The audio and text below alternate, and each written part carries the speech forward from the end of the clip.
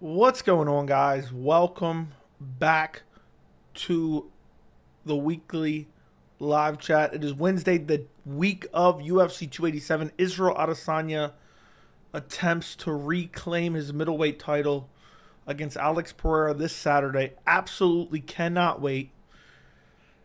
I'm so excited for UFC 287. I honestly think I'm more excited for 287 than I was 285. I think a little bit more. But anyway, this is the weekly live chat. We do this every single Wednesday at roughly 8 p.m. Eastern time.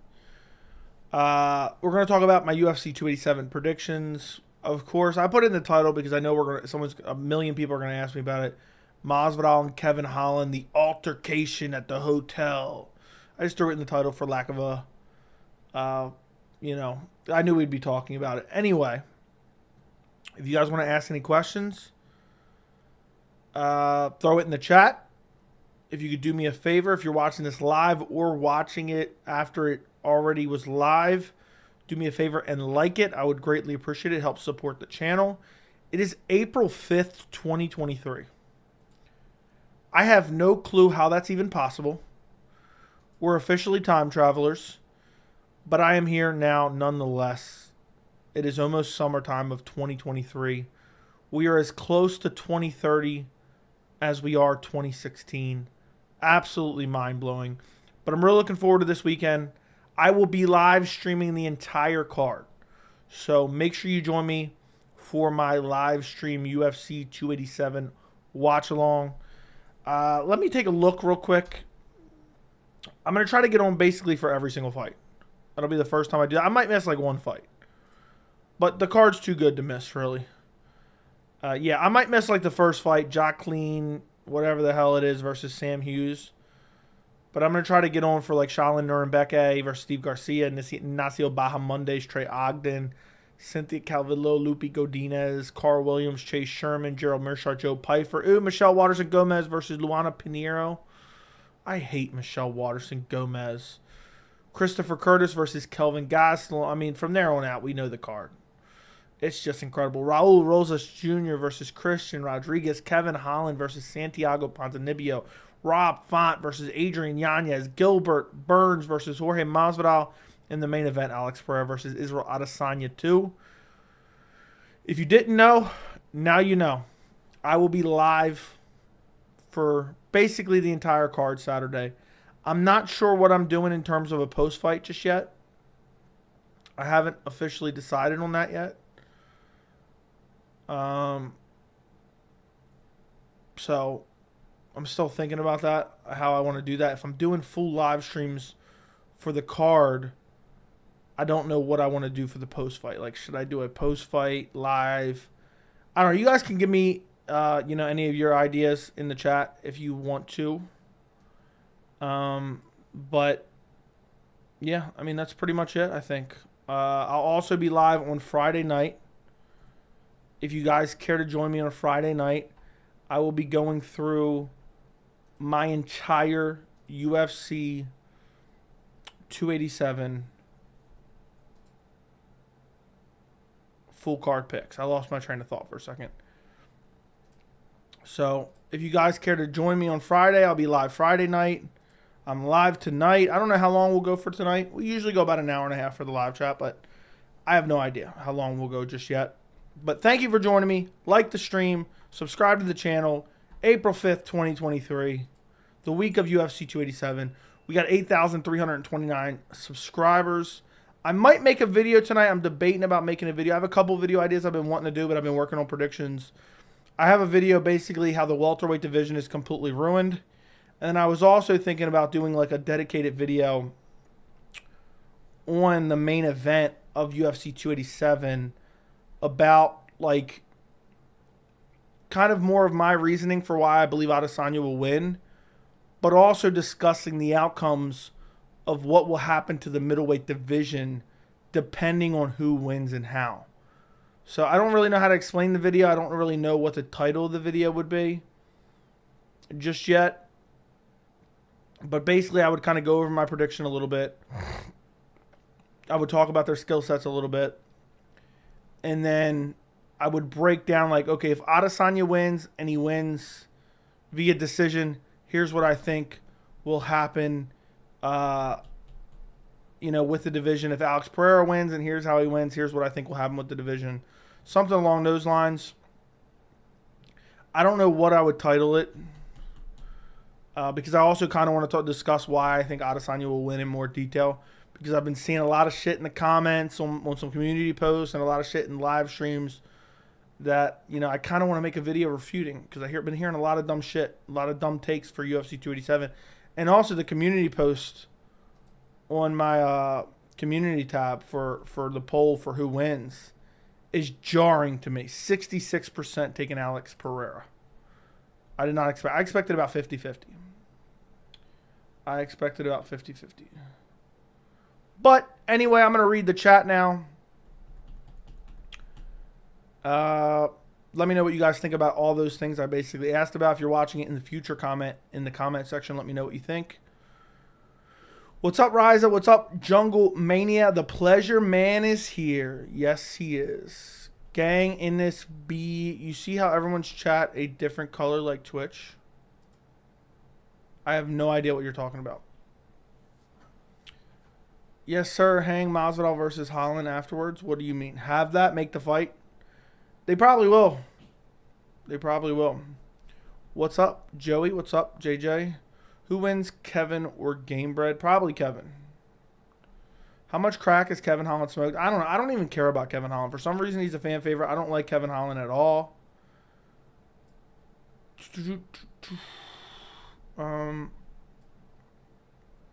Yeah, I don't know. Dude's a cornball. I know that. Dude said, Christopher, all these 304s and me, I can't wait to watch 287. I don't know what that means. In Venom Gear, what's up, Jono? Make some noise if you are ready. Wonderboy dropped Burns with a spinning head kick, and they didn't count it. Jorge can land the same thing. No. What's up, Joey? What's up, Daniel? Hope you're doing well. Let's get Drunk Joey and talk about women. I'm going to have to pass on that one. What's up, Joey? Do you think we'll see the congressman retire this Saturday? No. And if he does, it's a fake retirement. Yeah, it's a fake retirement. What's up, Kratos? Title at the UFC 287 effect. I'm going to have Izzy and Jorge parlay for sure. Joey, if Pereira wins, you better keep this same energy. What energy are you specifically talking about? I have no idea what you mean. Joey, you had a terrible take choosing Izzy, saying he was winning the whole fight, which he pretty much was, but I didn't say that. You're putting words in my mouth. Was Usman's champ and immediate rematches are 3-13. That's drastically different, and that's another thing I want to talk about in the video. How Izzy versus Pereira rematch is not the same as Usman versus Leon whatsoever. Why Adesanya is being massively overlooked at 287? That could be it. I don't know yet. Thoughts on Whitaker saying Colby deserves the next shot? Whitaker's delusional then. Absolutely delusional. That would be an interesting matchup. What would be? What's up, dog? What's up, Bishop? If Izzy beats Alex, what would be next? See, that's where it gets interesting. It depends on how he beats him. Let's say it's exactly like the last fight, but Pereira gets no finish at the end and Adesanya just wins via decision. I don't think there'll be a trilogy in MMA. It won't really be necessary. I wouldn't mind seeing it. I'm not saying I'm advocating against it. But the problem is, if Adesanya wins 4-1, essentially I'm counting him as winning the 5th round before he's getting hurt, which I know necessarily doesn't, that's not exactly what happened, but you get my point. It's not a fight that you would really be like, oh, let's do a rematch. I know a lot of people would say, oh, he's 3-0. They're not even really, he's not 3-0. He's 2-1. Let's be honest here. He's 2-1. If Izzy wins and he wins fairly sound, it's not super competitive. It's going to be Khamzat Chimaev. And Adesanya versus Khamzat's a massive fight. So, yeah, I think that's the other thing I want to talk about in the video. And that's why it's so many topics kind of strung together into one. That's why I don't know what I would title it or how would I tell the story that I'm trying to tell in the video. I think if Izzy wins and he wins rather dominantly, I think Izzy haters and Alex Pereira lovers, their heads are going to explode. Because essentially what they're going to say is, Pereira gave Izzy countless rematches. And now Adesanya gets a win. He's taking his ball and going home. That's what's going to be said, guaranteed. And that's not necessarily, context is key. They rematched in kickboxing, which is a totally different sport, because the first fight was a brutal robbery by the judges, okay? And in that rematch, Adesanya got KO'd, and then he decided to move on to a different sport.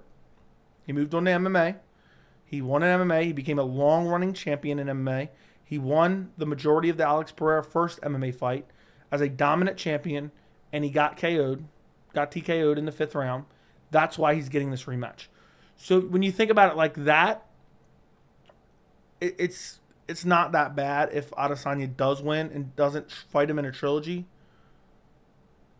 But I wouldn't mind seeing the trilogy. I'm not advocating to not have the trilogy. It all depends on what actually happens in the fight. But let's say Adesanya goes out there and wins 4-1. Mixing in the striking, mixing in the grappling. I can't say I would love a rematch. I wouldn't hate a rematch. But it's okay, well, can Pereira find the chin? That's essentially what it would be. But the Izzy haters, I'm telling you right now, I want you guys to remember this in this live chat. Live chat 103, 11 minutes in.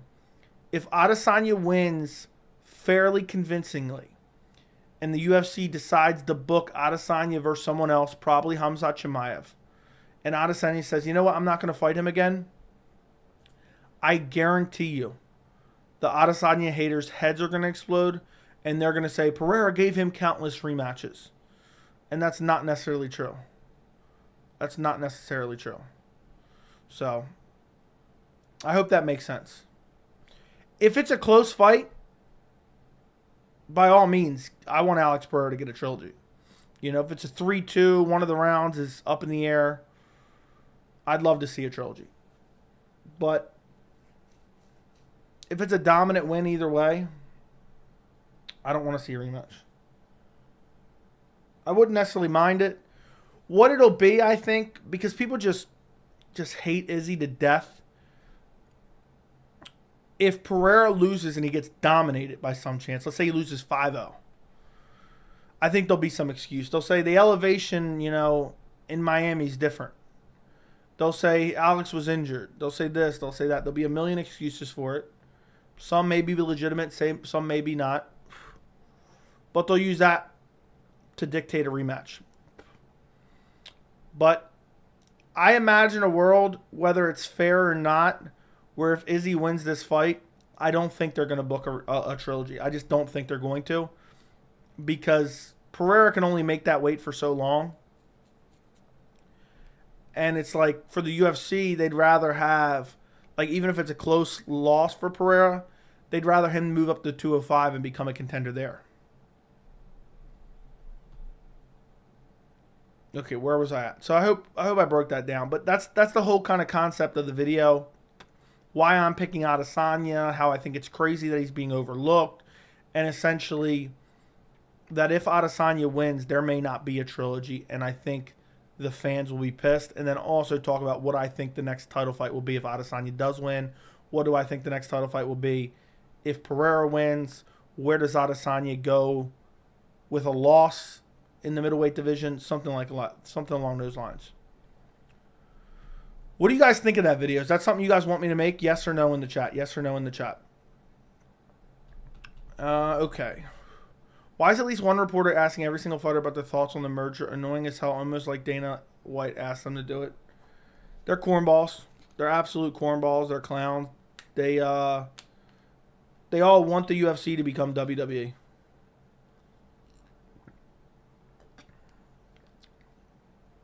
Imagine the NFL acted like this. Imagine the NFL acted like that. Good evening, Joe. What's up? He was up 3-1 easily. Exactly. I don't know what's next for Izzy if he wins. It's Khamzat. It's annoying in my opinion because in reality they'd be 1-1 in MMA. You can't include kickboxing fights in their rivalry. I mean, it's worth mentioning, but fights that are 8 years old, 7 years old, whatever it may be, not really that relevant to today's day and age. I think there's a trilogy either way. It's the biggest fight to make. Let me ask you this, Hawk Lungs, and I'm going to scroll to the bottom and see your response right now. Hawk Lungs.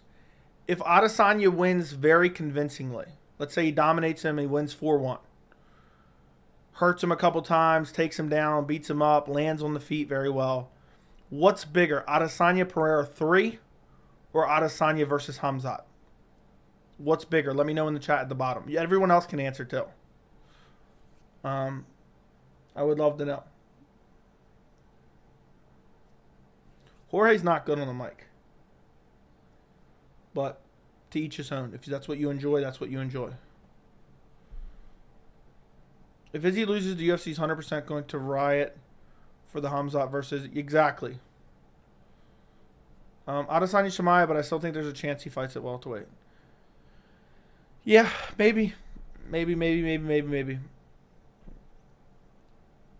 But if Adesanya wins convincingly, I think the Chimaev fight's much bigger. And then you can give Pereira a bum, or a winnable fight, let's not say a bum. Give Pereira Dricus du Plessis. And then he can get a title shot against Khamzat, the winner of Khamzat Adesanya. You know what I mean? You have options there. But I really think Pereira's going to be one of those guys that moves up very, very soon.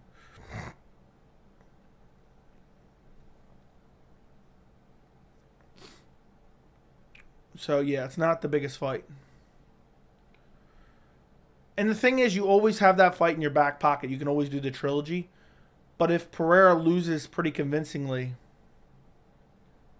then you got to do the Khamzat fight most likely. I think Adesanya Khamzat does 1 million pay-per-view buys. Hot take. 1 million pay-per-view buys.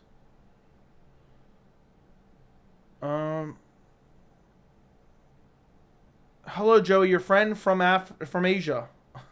Here, just wanted to ask you if you'll be rocking your Venom gear Saturday night, because I'm sure I will be. P.S. Have a good stream. I'm not sure yet.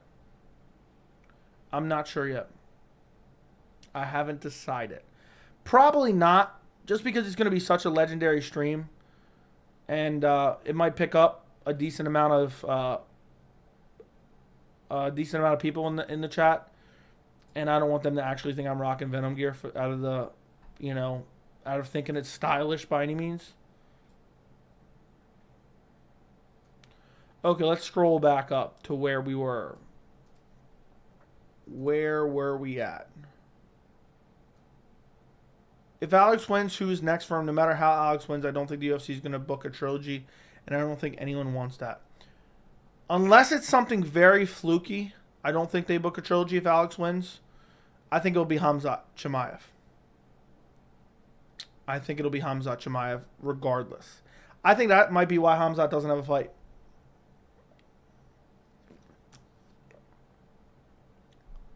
Only way Izzy wins is by grappling heavily. Oh, is that why he won the majority of the striking exchanges last fight? I think Izzy can win if it doesn't even ever hit the mat. But, yeah, you never know. Both guys are going to make adjustments. Both guys are going to make improvements. Do you think any technique or game plan might cost Izzy with training that Pereira has been doing with Glover? I mean, of course, anything can catch you. I think Adesanya, the fact that he fights with his hands low, I think that's a weakness for him against Pereira. But that's just the way he fights. I don't think he'd be as effective fighting with his hands high. And I think it would make him feel off. But what I will be looking for from Adesanya, there's two things I'll be looking for that will tell me early whether or not I think he will be successful. One is not being backed up against the cage. And two, and these kind of go together because these are the two ways that he keeps his back off the cage. Israel Adesanya's forward pressure and Israel Adesanya's lateral movement. Because Pereira, he's really good moving forward. He's not great moving backwards. He's not terrible moving backwards, but he's not great. And when Adesanya starts throwing combinations and backing Pereira up, he opens up the lanes and keeps the pressure off of him. And he opens up the lanes to more easily be able to use that lateral movement. Move forward, boom, 3-4 punch combination, boom, circle left. Then Pereira starts to move forward, cut him off a little bit more. Boom. Starts moving forward, throwing combinations. So, yeah. That's what I'll be looking for early to see if whether or not I think he's going to win from the onset. I don't necessarily think he has to do the grappling. Joey, I love you, bro, but I think it sounds dumb. Now you can't lose 3 times to the same guy and get 1 win and then not give him a rematch. Well, it would be losing once to him in this sport. You know, the kickboxing matches don't matter, but if you want, for the sake of argument, if you want to include the kickboxing matches, they're 1-1 in kickboxing. So essentially, if Adesanya wins, they will be 2-2. So it's not like they fought. You know, stop pretending as if they fought 3 times in MMA. Those kickboxing matches are as irrelevant as if Pereira went to the same high school as Adesanya and beat him up in high school. That's how irrelevant they are. Those kickboxing matches are as irrelevant as if I beat you twice in ping pong and then we fought in my backyard. That's how irrelevant those kickboxing matches are. I like to look at them. They're fun. You know, we talk about them a little bit just for context of the history between the two. It makes for a compelling story. Don't get me wrong. But they're really not relevant. We're talking 7-year-old fights in a different sport. 7-year-old fights in a different sport. Think about that. Really think about that. Put that into context. 7-year-old fights from a different sport. Not really relevant. That's like saying you beat me in table tennis, so you're definitely going to whoop my ass in a fight in the backyard.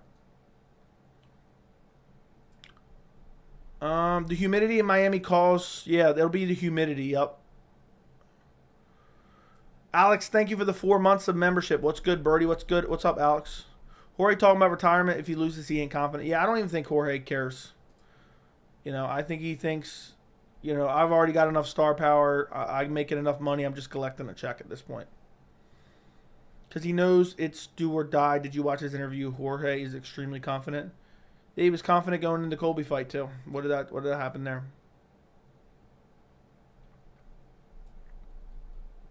Good one. What are we saying there? If Izzy loses, the UFC is 100% going to riot for the Hamzat versus Izzy. Agreed. Thank you. I don't know what you're thanking for. Adesanya Chimaev, but I still think there's a chance he fights at welterweight. I already read that. That was the question I asked you earlier. There's no evidence to prove that Pereira's a draw. Who said he was a draw? I guess you were talking about it's the biggest fight. Yeah, I think it all depends on the opponent. What's up, Joey? It's Anthony. Apparently, Masvidal and Kevin Holland had an altercation after the media interviews because he said he doesn't like Masvidal. I guess he's serious about saying it in person. Dude, I'm just so tired of hearing about Kevin Holland and his bullshit altercations. I put it in the title because I knew everyone was going to ask me about it. Cut Kevin Holland. Get rid of Kevin Holland. I'm tired of hearing about him. He's not relevant. He's not elite.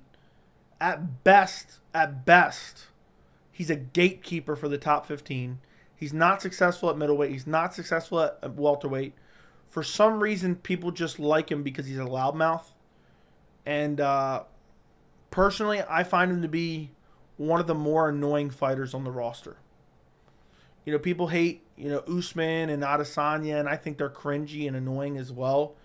Kevin Holland is 20 million times that. I made a video back at UFC 279. Let's take a look. Let's take a look at the title of that video.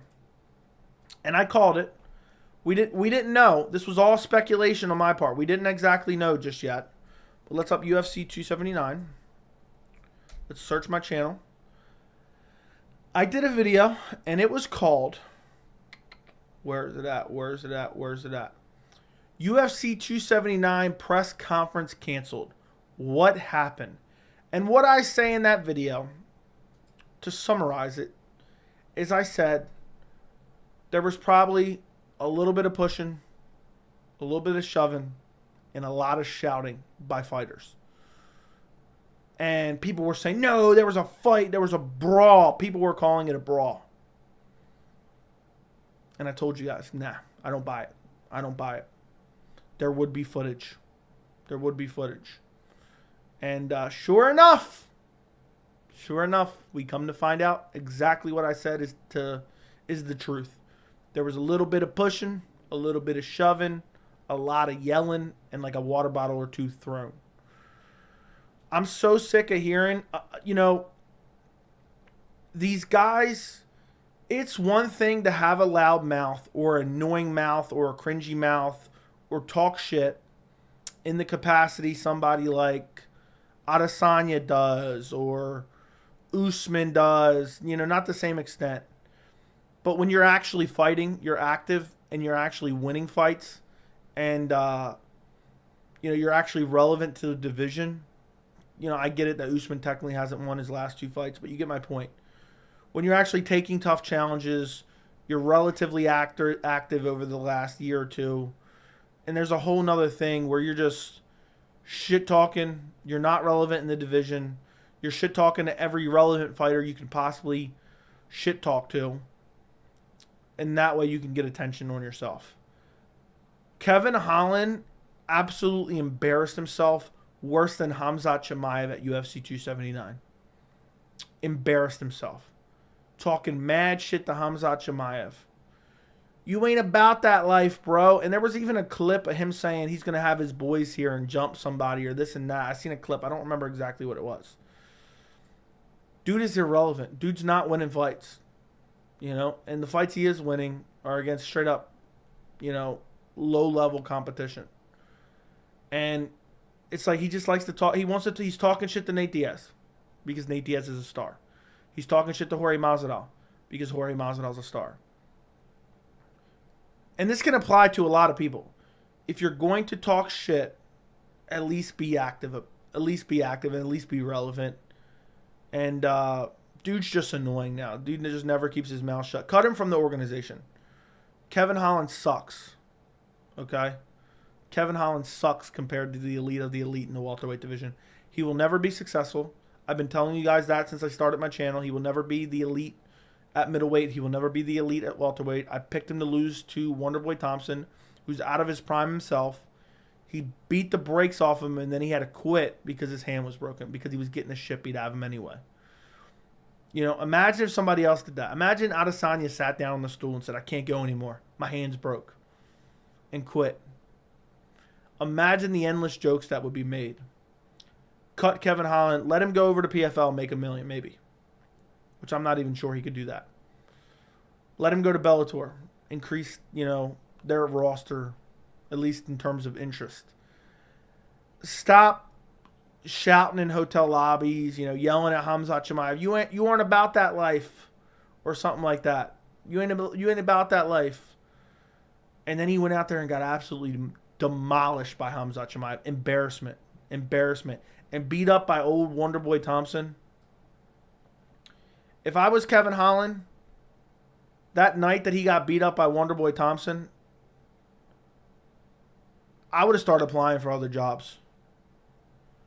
I would have went home, got on the computer. I would have went on Indeed. I'd be like, all right, time to find a new career.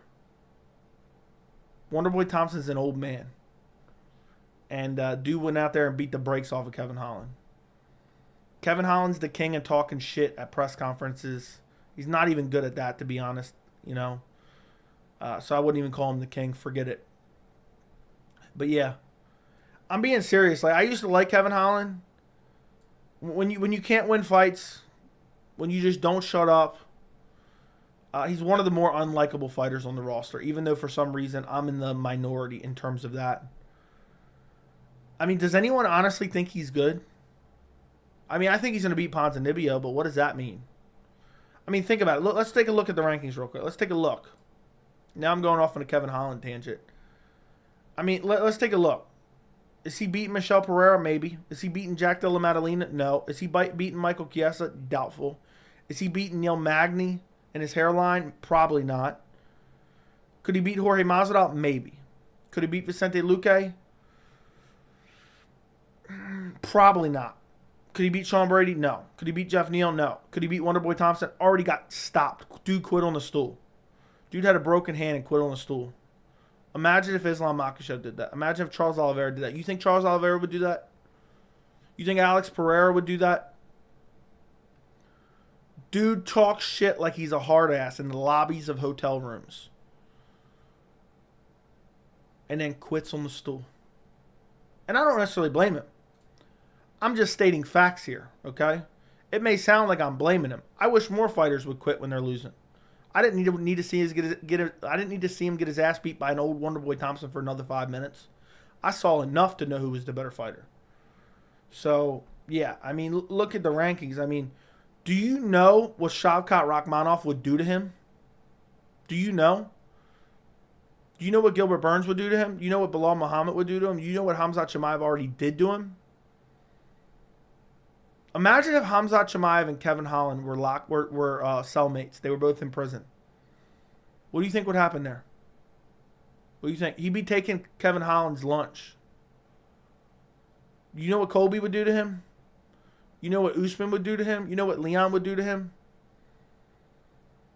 Like, and the thing is, this isn't to sit here and discredit Holland, but the point is, dude's irrelevant. I don't care about him.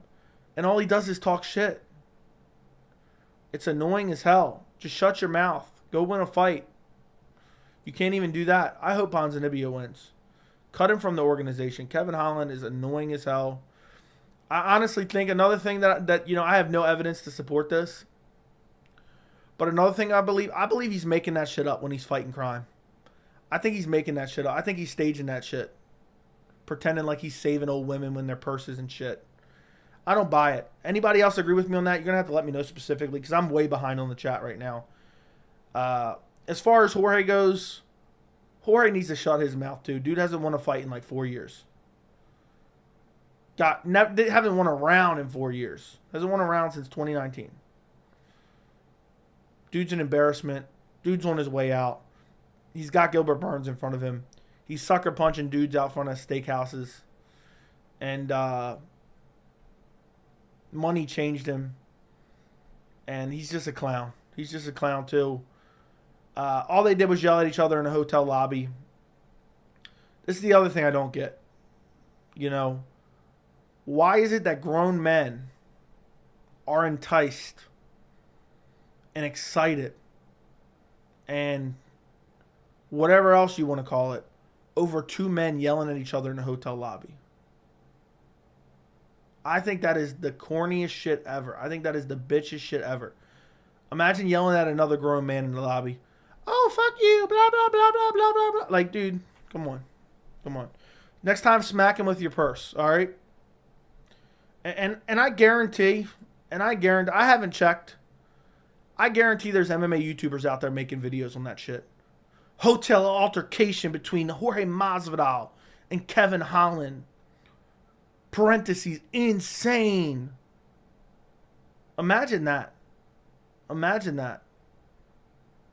Somebody sitting down recording a video about that. There's probably 100 channels that have done that. I can't imagine being a grown man and looking at two grown men yelling at each other. I didn't even watch the full clip. I clicked on it. I seen they were about 10 miles apart. Essentially what you're looking at is a group of grown men shout at another group of grown men with unlegible, or not unlegible, inaudible words. Doesn't get me excited. Doesn't get me up in the morning. Doesn't make me any more excited to see any fights at UFC 287. Honestly, I'd be more excited for 287 if Kevin Holland got cut. And they put Michael Chiesa in against Santiago Ponzinibbio. If that makes sense. Yeah, so I've just been going on a rant now for like 20 minutes. I hope you guys are enjoying this. I don't know. All right, where are we at? 800, 900, Izzy Hamza. I think over 1 million. I left a good comment. Don't know what that means. Casual is thinking Jorge's good. He's not terrible. Hamza has fallen off. Dude doesn't even fight anymore. And Izzy doesn't have a belt. Fight was better before. Fight's still good if Izzy goes out there and beats Pereira dominantly. I wish Hamzat would have been the one to beat Usman. Yeah, I think he would have. Adesanya bulked up. I think he'll go to the ground. We'll see. I understand he trains with Glover. Oh, my God. The whole Glover. He trains with Glover. Like, people act like uh, people act as if training with one fighter, all their skill sets are now transferred to you. I'm so tired of hearing that shit. I heard that shit with Figgy and Henry Cejudo. I heard that shit with Figgy, or not Figgy. I heard that shit with Henry Cejudo and Weili Zhang.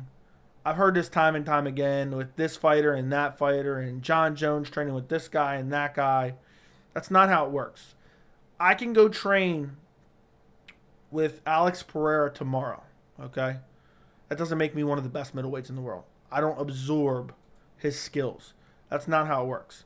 It can be a factor where you could be like, okay, he's got great training partners, but people act like they absorb all their skills. I hate that excuse. Burns will have to win on the ground if he does. Maia couldn't sub Jorge. Yeah, but he can win via decision and just maul him on the ground. If I fought a guy again that beat me up, it would affect me. Okay. No one tried counting the kickboxing matches between Shevchenko and Joanna. That is very true. So did Ray in the backyard fights, and did he quit? What does that mean? Ever see those Komodo dragons that eat their prey that John Jones enter in the heavyweight division? I believe I have. Make some noise if you were ready. Colby had him rocked 3 or 4 times. Who are you talking? Colby's never rocked anyone in his entire life.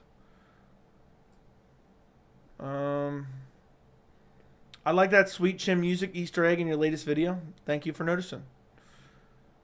Thank you for noticing. Bro, I just watched the fight again the other day and literally, wow, Colby almost knocked him out 3 different times. Lol. Kevin Hollands is a good fighter? No, he's not. He's a decent fighter. Chill, Joey. Colby won, but no. Dark Side Joey. I don't know what that means, but all right. I don't know what that means, but all right.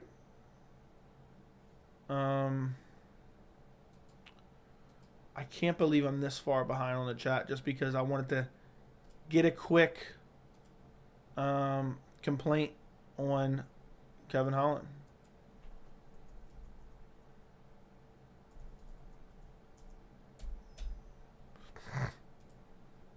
So I'm trying to catch up.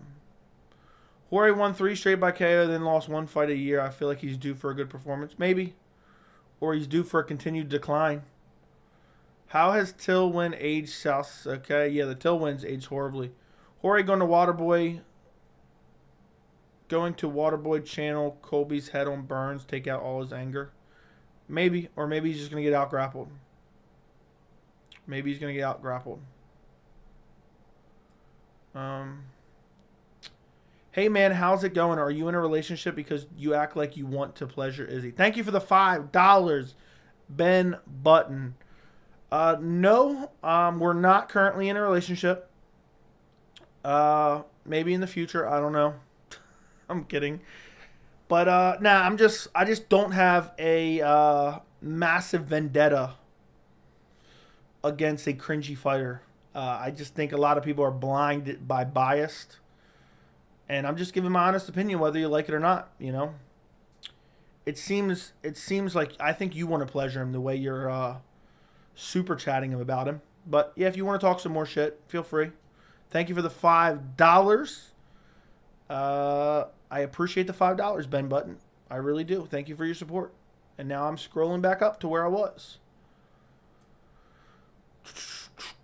The knockout against Buckley, what about that?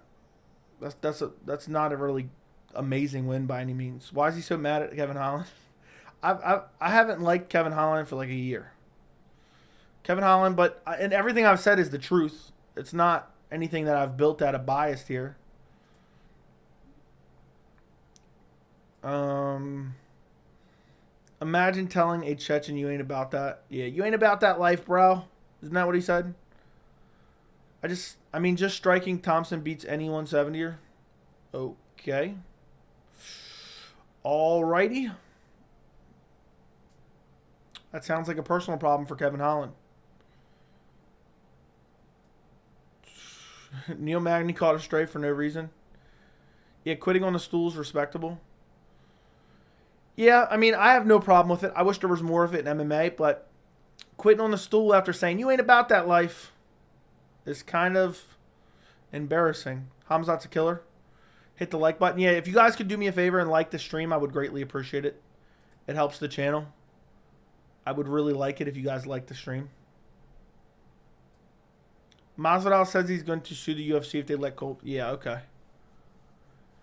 Yeah, it's all just a chess game, man. If you had to do time and one of the cellmates there was coming after you, which current UFC fighters would you rather this happen with? What? I'm not even sure what that means, dude. So I'm just going to continue to move on. Joey preaching unhinged. Joey unhinged. People just like confrontation in general. That's why it's getting talked out. Yeah, I guess so. I just think, man, I don't know. I just don't like the talking bullshit, you know? Just talk and talk and talk and talk and talk. I don't believe in sucker punching anyone. I think it's a bitch move to sucker punch someone. But dude, if you really want to fight that guy, find him somewhere. Find him somewhere there's not a million people there. Get into a fight there. You know? Too many people just talk shit like little pussies nowadays. And you know, I'm all for like friendly, you know, having fun, talking shit, not getting offended. But there's just too many people nowadays that they'll talk mad shit, but they would never, ever, ever, ever in a million years have the guts to say that to a person to their face. You know? And I just think it's corny to talk shit when you know you ain't fighting anyway. But I guess I kind of get it, you know? Maybe he doesn't think he's ever going to have an opportunity, so he's going to pass him in the lobby. Might as well call him a bitch. I think what's really going on there is he's hoping for that fight in the future. That's what he wants. And that kind of makes sense when even if Kevin Holland wins and Masvidal loses, it kind of makes sense. It's not great.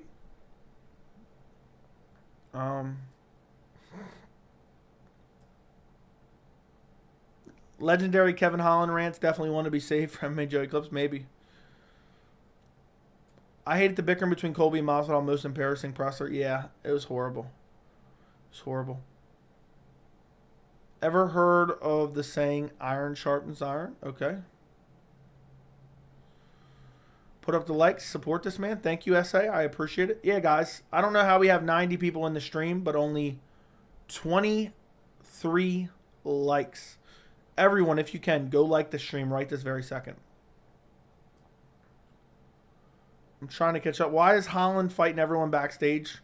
Because nobody cares about him, and he's trying to get attention, and it's embarrassing. Could Michelle Pereira become champion? No. He's going to get bodied by Wonderboy Thompson. He's not even good. Michelle Pereira's not even good. Doesn't even deserve to be ranked, in my opinion. Burns has the best jiu-jitsu he's ever faced. Notice how Chimaev won it. Nothing to do with the ground game. I don't think that's correct. I think Maya has better jiu-jitsu. But Masvidal's on the decline. Honestly, I'm not even sure Masvidal is having a good training camp. How's your evening, Joey? My evening is wonderful, Derek. Thank you. You have yet to answer my question, Derek. How is Shelly doing? Is she subscribed to the channel? Izzy by KO or TKO in rounds 1, 2, or 3? I took Izzy by second round KO. Don't put your money on Holland. Dude doesn't use his fight IQ in there when he goes up. And this is another narrative that I'm sick and tired of. Kevin Holland doesn't have good fight IQ. But people acting like he could have just easily grappled Wonderboy when Kevin Holland has shit grappling himself is the biggest reach for people who were picking Kevin Holland because Wonderboy's old. And because they got it wrong, they're like, oh, yeah, he would have won if he would have grappled. No, I think he still would have lost. So.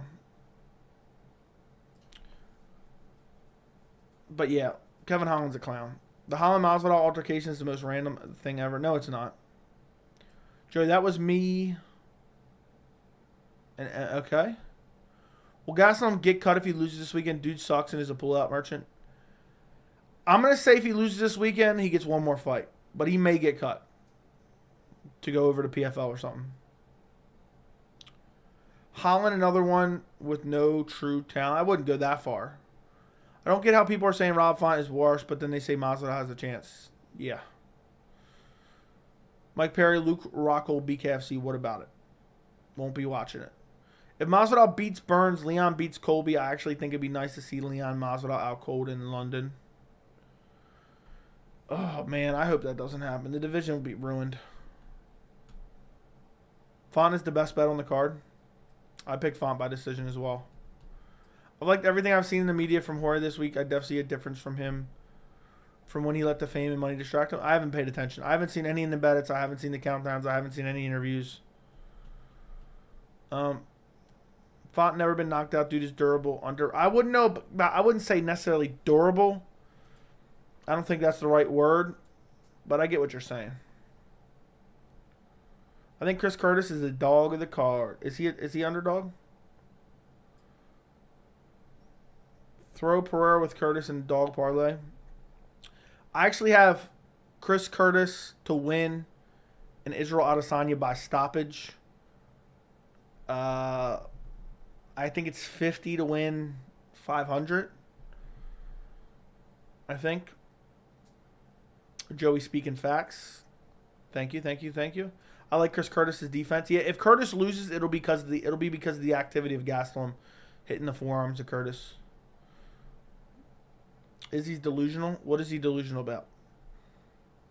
They're starting to merge UFC and WWE with. Oh my goodness, yeah, I don't even care. Bro, I'm trying to erase that whole evening from my memory. All right, I will never bring it up again, Derek. Okay. Holland versus Masvidal is actually a pretty good fight. I think it'd be interesting. I wouldn't mind seeing it as long as it's not a main event.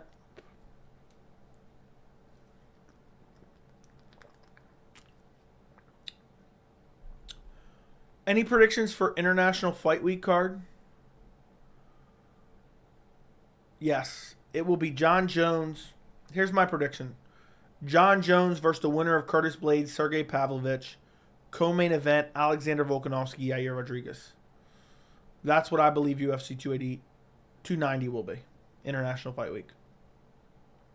It would have made Steven Henderson if Kevin Mixon. Dude, I don't buy it. Kevin Holland has awful grappling. Thoughts on Maurice Green? I have no thoughts other than he's not very good. What do you think of the UFC buying WWE? That's not what happened. The rich people that are the parent company of the UFC bought WWE. So it's really not super relevant as people make it out to be. It's just one company, one massive company owning both the UFC and WWE. I think Izzy in the blue shorts looks cool. I mean, I think colored shorts look good, but that's me living through an era where what they used to have, the UFC really did this. And it actually angered me because it lasted like 8 months. I think longer than 8 months.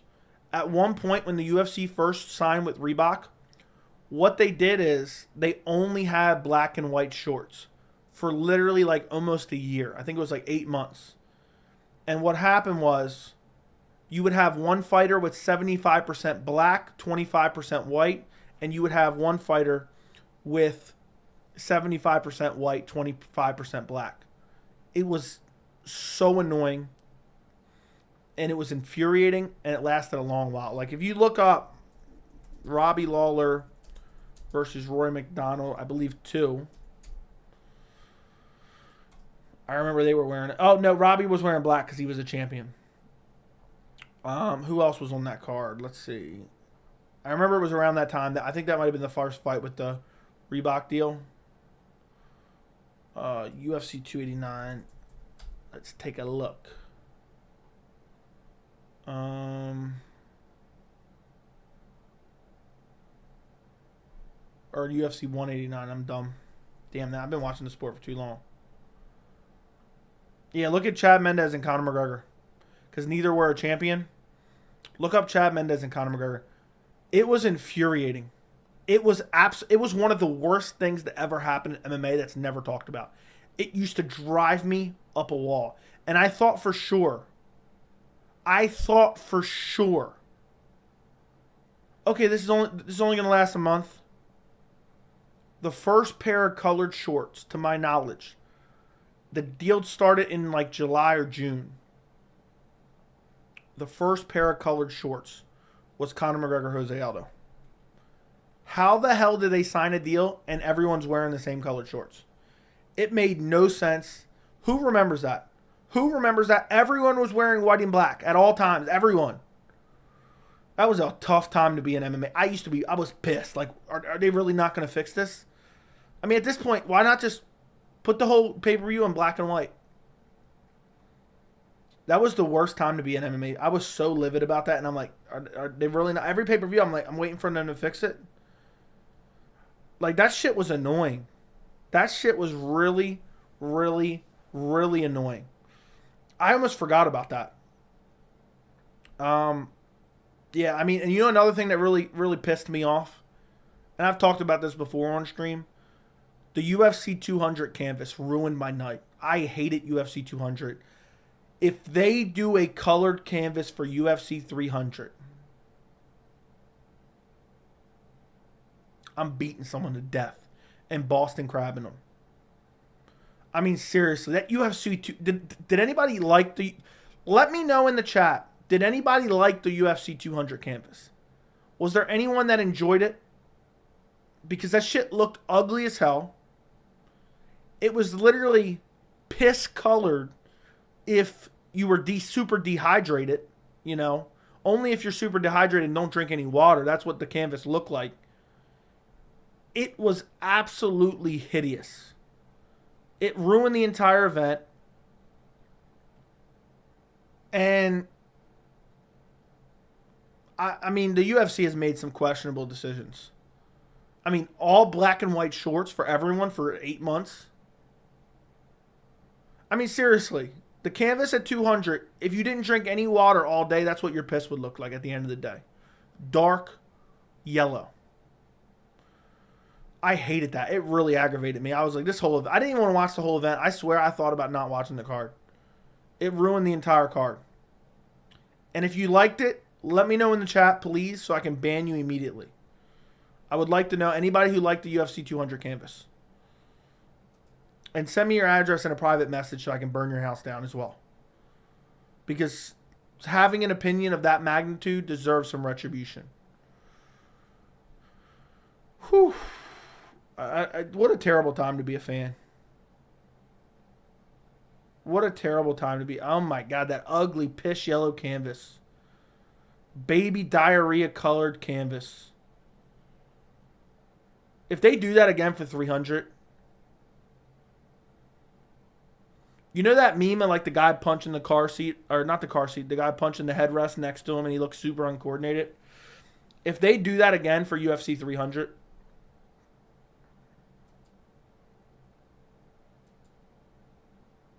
I'm going to be livid. I'm going to be heated. I'm going to need some retribution. But anyway, back to the original comment that reminded me of this. From Jungle Mania. I think Izzy in the blue short looks cool.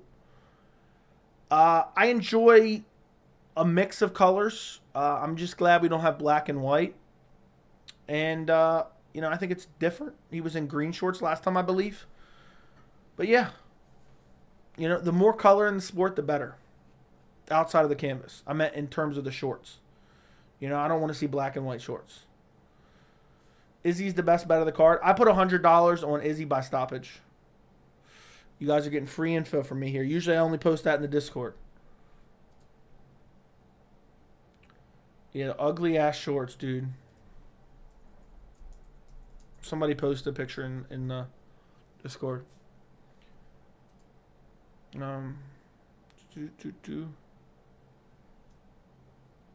Oh, you can hear. I just realized that.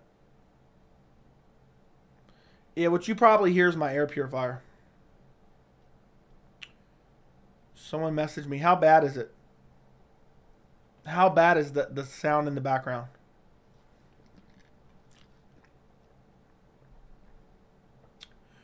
John O, make some noise if you are ready. The dehydration canvas is hilarious. Thank you for the awesome content, Joey. Thank you for the $5, John O. Make sure you make some noise. If you were ready for some dehydration canvas, I mean, seriously, is that not the color? Like, if you don't drink water all day, that's the color of piss that's going to be coming out of you. That is literally the color of piss that's going to come out of you. Yeah, usually I have an air purifier in my room. Usually I have it on low, but I actually turned it up last night and forgot to turn it back down when I started the stream. So I hope it's not ruining the stream. But thank you again, John L, for the $5 dono. I appreciate you, man. Beautiful profile pic. And, yeah. You like the yellow Blaze one? You like the yellow, bro? No, you didn't. No, you didn't. Blaze, take it back. Please tell me you're lying to me. Just tell me you're lying to me. Make me feel better. I don't want to hold a grudge against you, so please just let me know. I mean, that yellow canvas. I mean, at that point, they should have just had a white canvas and somebody should have just shit all over it and rubbed it in.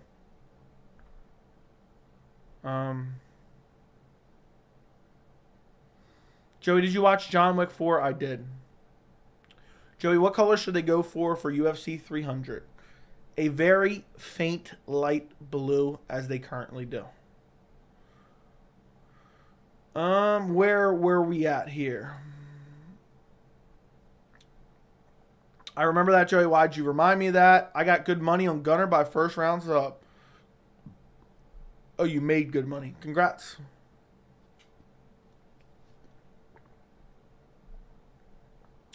The Reebok deal made the shorts look more professional. I used to hate the Billboard shorts.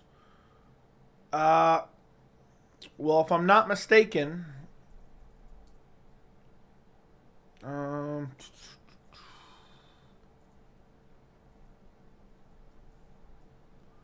let's take a look, see real quick.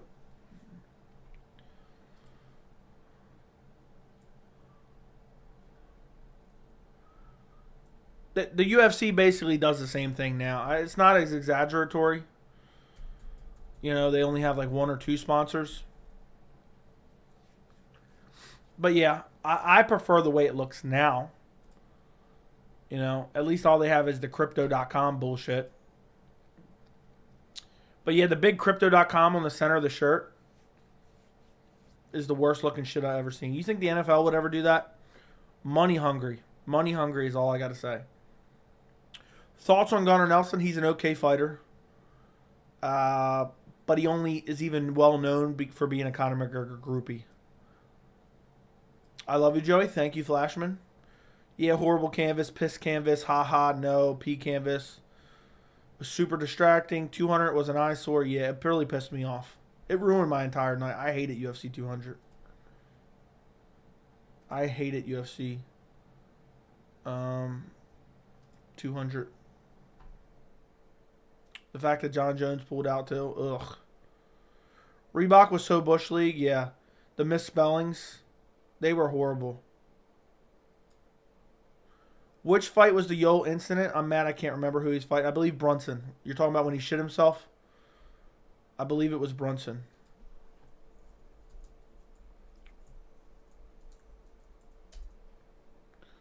If I'm not mistaken. Or it was some other guy.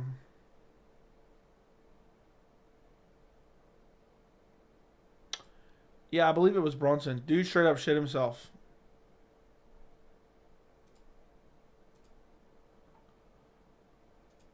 I believe it was against Derek Brunson. Yeah, dude straight up shit himself. I'd be disgusted. I'd throw up.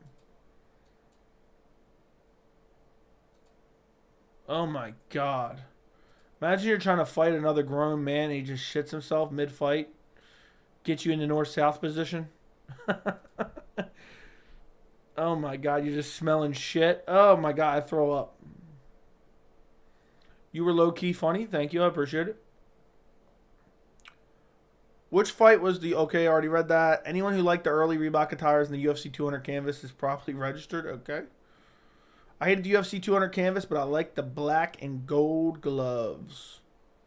Black and gold gloves. Are there new ones? Unpopular opinion, I like the 25th anniversary canvas that Yair slept zombie on.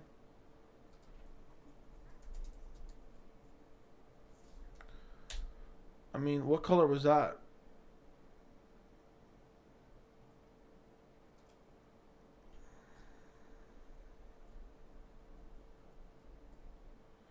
Oh yeah, they just had the old logo on the thing. Yeah, that was fine. Wasn't nothing wrong with that. Durant on the 200 canvas, the laughing face. Was it that funny? You're funny when you're being ruthless. I'm always ruthless. You're brave for taking Izzy by stoppage. I guess I'm brave then. You know? Fortune favors the brave. Isn't that what the crypto guys say? Clowns.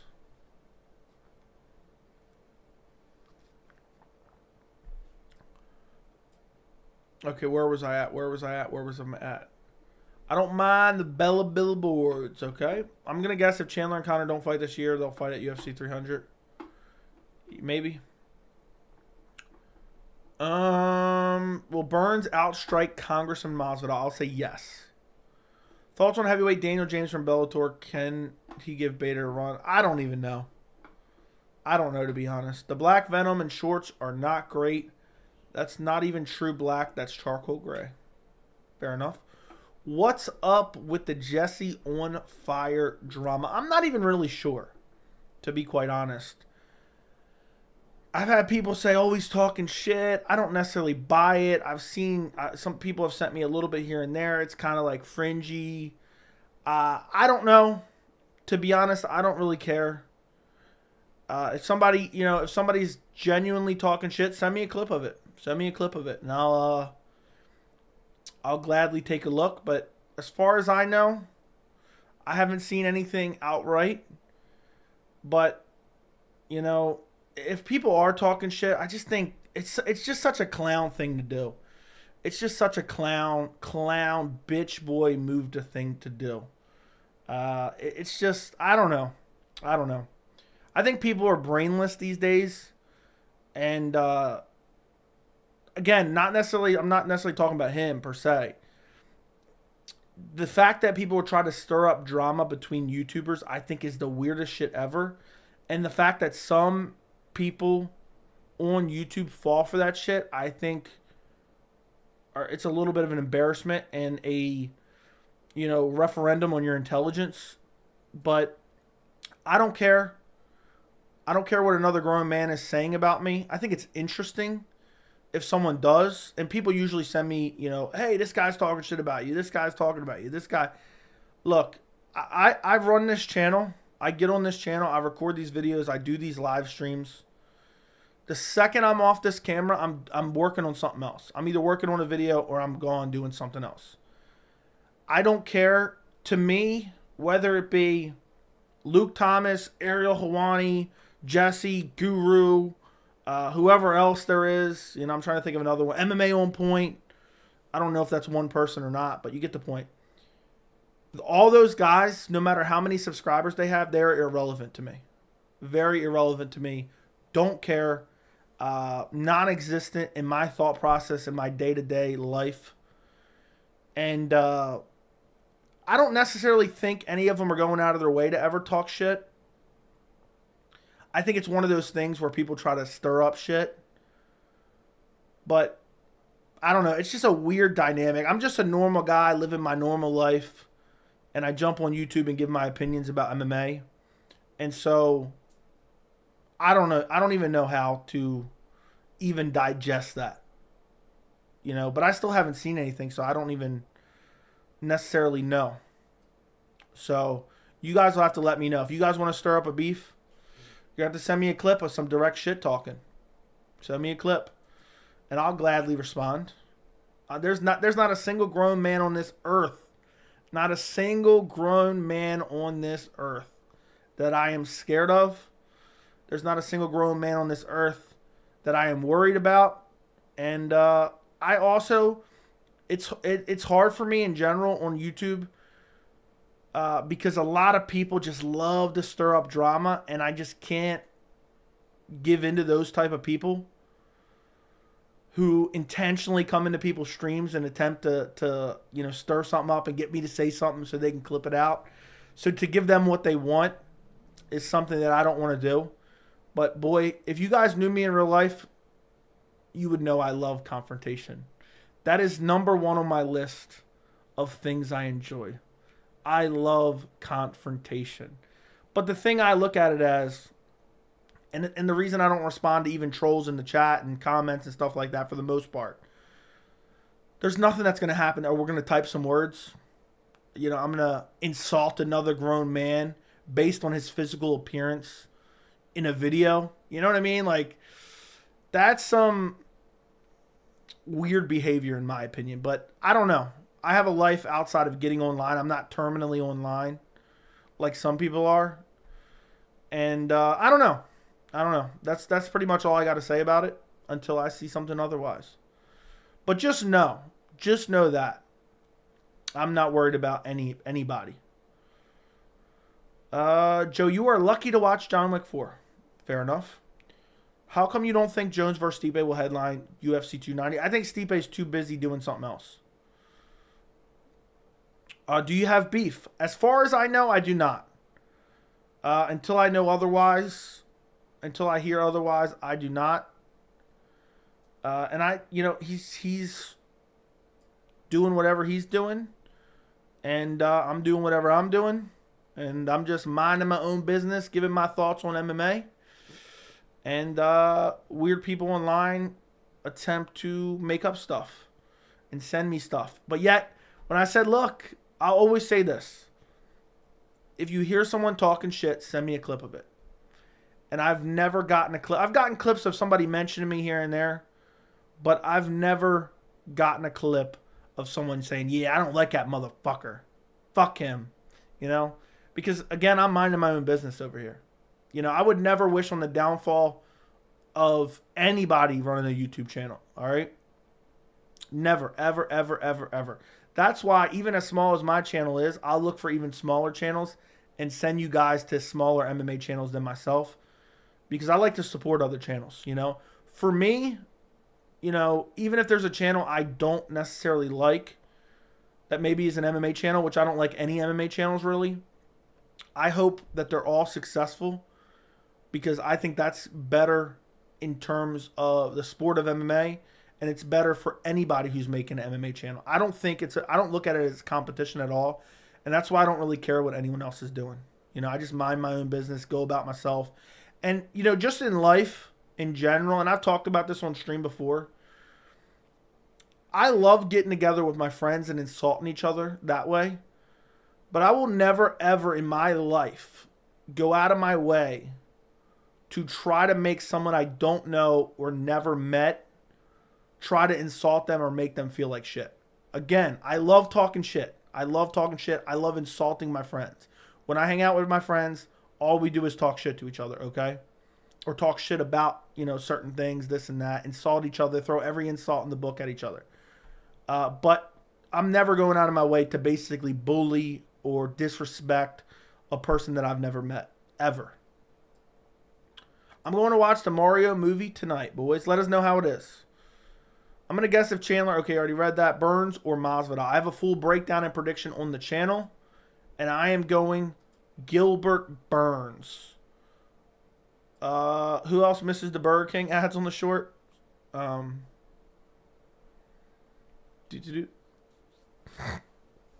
and if you're going out of your way to go online as an anonymous person and insult other people, I think you're an embarrassment, you know? I think there's one thing to talk shit based on, like, reality or facts, you know, like I don't know, just, you know, if someone says something ridiculous and you kind of have a counter argument and kind of tear down their argument and say this is dumb or whatever, this is stupid. But to just go out of your way to, like, harass people, I think is really bizarre. People that don't even know you exist. Where was I at? Alex Pereira, second or third round KO. We'll see. I saw it because you're rooting for Izzy. I'm not necessarily rooting for Izzy. The only way I'm rooting for Izzy is I want my pick to be right. But my pick is not based on who I want to win. You know, for me, I think the division, unless it's a close fight, the division after Khamzat is kind of dead. And I'm not even sure what Khamzat's doing. I'm not sure what the division is going to happen after that. So, I don't know. They had the black and gold gloves at UFC 200? Really? I mean, that was barely noticeable. That was barely noticeable. I don't even remember seeing that. Ooh, that canvas is so ugly. Ooh, imagine wanting this. UFC collectible, Tate versus Nunes, piece of the canvas. Oh my God. I wish I could have every address of every person that's bought that collectible so I could go burn their house down. I hope the press conference is interesting tomorrow. I hope so too. The Jesse drama is literally just a troll pretending to be a superfan, spamming Jesse. And Jesse falls for the classic troll bait. That's the first I've heard of that one. That's the first I've heard on that one. That's a little bit weird, but, you know, I don't know. Anyone who falls for that type of shit, that's just, you know, indicative of, you know, the way they think, I guess. I wish I could go to the fights, man. I'm from Florida maybe one day. Yeah, that would be sick to go to this card. What's a safe bet for 287?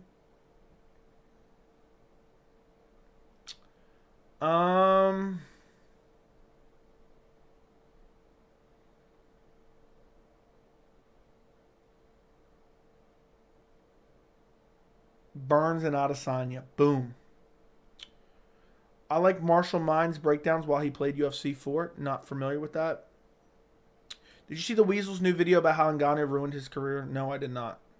I've literally don't watch any of these guys' videos. I don't watch any of them. Let's go take a look at what it's titled. Just out of curiosity. Because there's something that's going on. I see it on MMA Twitter. This dude's an idiot. This dude's an idiot. And I know now I'm insulting him. But to fall for this specific line shows a lack of intelligence. BKFC said Francis, and I might have to make a video about this myself. I've thought about it. We talked about it a little bit last night. The fact that he made the video and that people are talking about BKFC says Francis Ngannou's asking for unrealistic money. You guys know BKFC is bleeding money, right?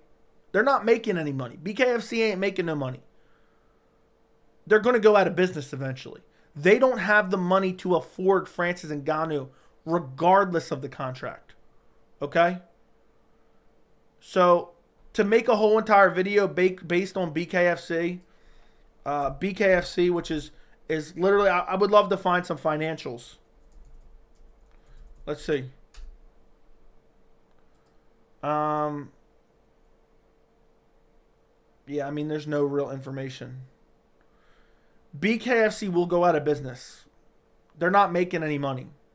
And if they are, they're barely making enough to stay afloat. If you think for 1 second they can afford millions of dollars for a fighter, then you're smoking crack. And to make a whole entire video about that, you're a clown. Unless there's more information I've missed. BKFC has no money. They don't have no money. That's like saying, oh, we couldn't afford to get Tom Brady to step in. So they're clowns. Francis Ngannou was almost never possibly going to BKFC unless they had some massive investor willing to put up the money. Horrible. Horrible. Horrible. Horrible. BKFC is broke. BKFC is broke. Okay, they have no money. They would never be able to pay any star.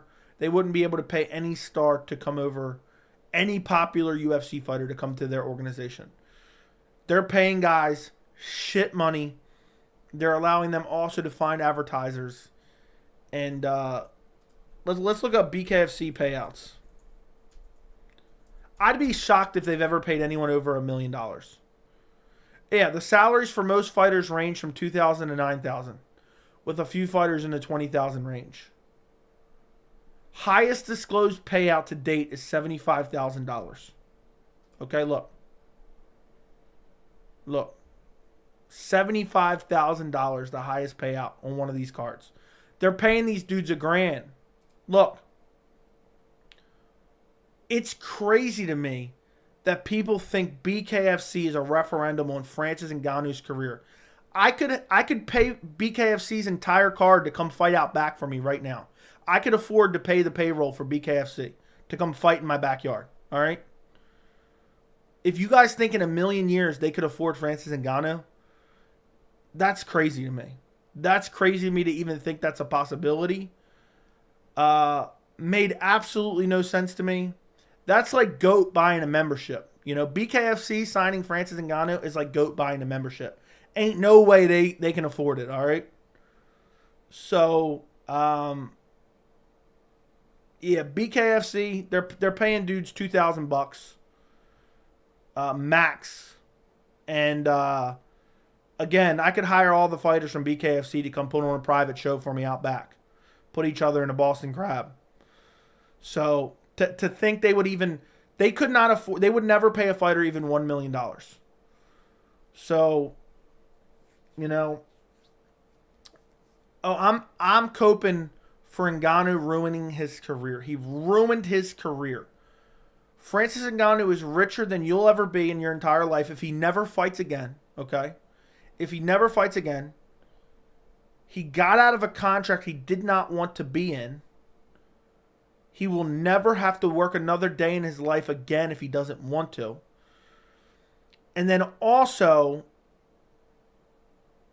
at any point, he can go get paid less money from another MMA organization than the UFC was going to pay him to beat up easier competition. He was fighting for like $100K in the UFC on his last contract. If you don't think Francis Ngannou can go and fight somewhere making $500K at least, beating up literal bums. I mean, literally, Bellator would pay him $500K just to fight me. Just to fight me. I'd take that 9 times out of 10. So, to act as if he ruined his career because all you guys think about is in terms of money, it's just a horrible take. It's a horrible take. And at the end of the day, if he never fights again, he will be richer than anyone out there who is saying he ruined his career. You know, he may have made the smartest decision he ever made. I can't even imagine. Oh yeah, he ruined his career. He ruined it. Yet you don't even know what he's doing. You don't know any of the decisions he's making. There's no information to go off of. There's no information to go off of. So, yeah. So, I don't know. It's just very weird. He ruined his career. Dude hasn't worked in 2 years. Dude hasn't worked in 2 years, and he's still richer than most of you guys will ever be. And in your entire life. Yeah, I mean, what a horrible decision. What a horrible decision. Make sure tomorrow, when you go to the job you hate, make sure you think about Francis Ngannou and how he ruined his entire career. Makes sense to me. I mean, that's crazy. That's crazy. Even if he signs one boxing fight making $10 million, one, that's probably more than he was going to make in the rest of his UFC in the next, not the rest of his career, but in the next like 2-3 fights. UFC would probably pay him a couple mil per fight max. Even if he makes less outside the UFC, that doesn't necessarily mean it was a bad decision to get out from under the UFC and their restrictive contracts. Look at GSP. He couldn't even make money 10 years later because he was still under that restrictive UFC contract. It's just a dumb thing. We're just going to go ahead and do that. But fair enough, to each their own. I think that's a clown take to have. And I think to act as if a man who hasn't worked for 2 years and is still rich, yeah, what a horrible career that must be. You know? Everyone needs $200 million a year, I guess.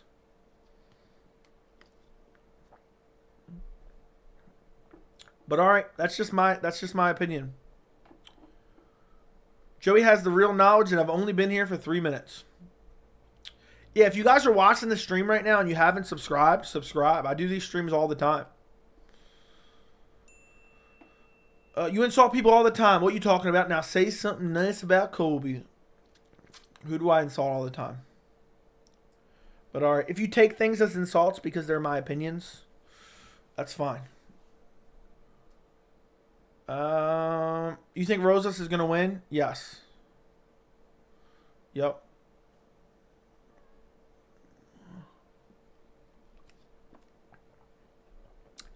Am I the only person who doesn't like Nate Landwehr? I don't know. I have no idea. I'm like kind of indifferent to him. Is he lost 3 out of his last 7 fights? That's the clownest argument I've ever heard in my entire life. He lost 3 out of his last 7. The people insisting that he lost to Whitaker are delusional. Okay? It was a close fight. Adesanya won. Those are the same people saying O'Malley beat Piotr Jan. You know, that's just a clown argument. Yeah. Let me know in the chat if you ever bought a BKFC card. The shit's going out of business. I don't think anybody watches that shit. They have no money. They couldn't afford me. They couldn't hire me. They couldn't pay me to go fight BKFC, all right? Because they don't have the money to. And I'm nobody. So,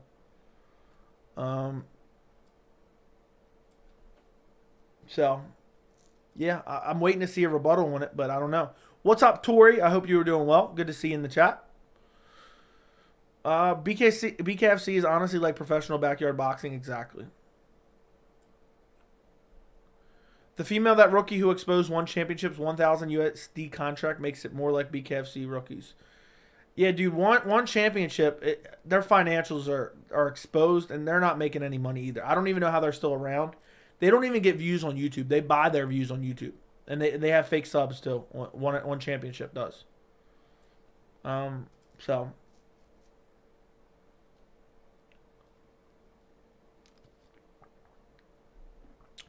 Joke's on you, Joey. I'm the richest man alive. Well, then prove it. I would like to see Francis in boxing somewhere overseas fighting bums. Yeah, I don't want to see him anywhere in boxing. I don't care to see him box. It doesn't interest me. I'm not going to buy it. I'm not going to watch it. I don't care for it. I never wanted to see it. The fight I wanted to see is John Jones. I'm disappointed we're not getting that. But, again, if he wanted out of the restrictive UFC contracts, that's what he got. And to call that as if it's some kind of failure without seeing anything that, you know what I mean? To call it a failure. We're 3 months into him being free from his contract. 3 months. 3 months. I might have to make a video on that Francis Ngannou stuff. I might have to make a video on the Francis Ngannou stuff. Yes or no, should I make a video on the Francis Ngannou bare knuckle championship bullshit? So,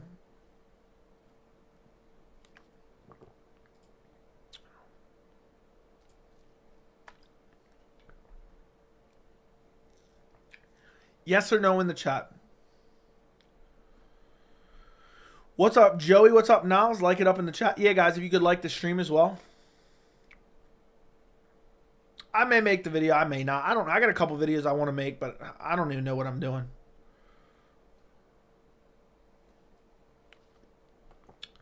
You want to see him box Wilder? Yeah, I mean, at the end of the day, let's see. UFC offers Ngannou. Let's see what the...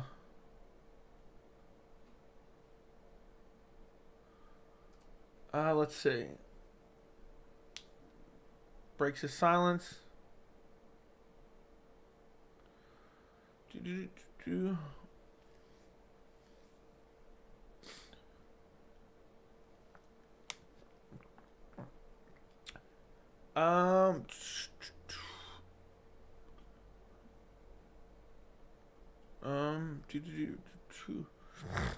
Even Dana White says he feels like he's in a position where he can fight lesser opponents and make more money. There you go. I'm trying to see who said the 8 million. I don't remember at this point. Um,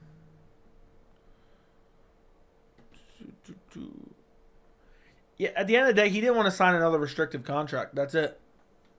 That's it. You know?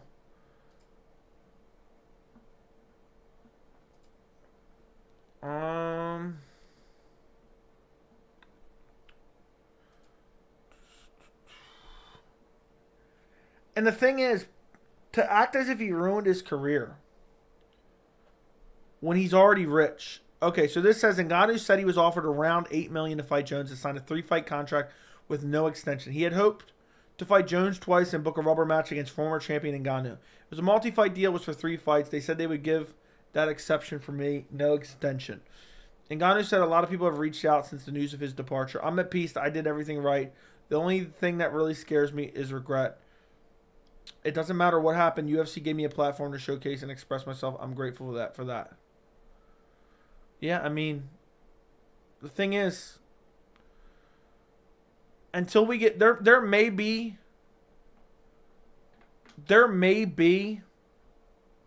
a time in Francis Ngannou's career that we can say with legitimate evidence that he made the wrong decision. But the time is not now. And I don't think people understand what I'm saying.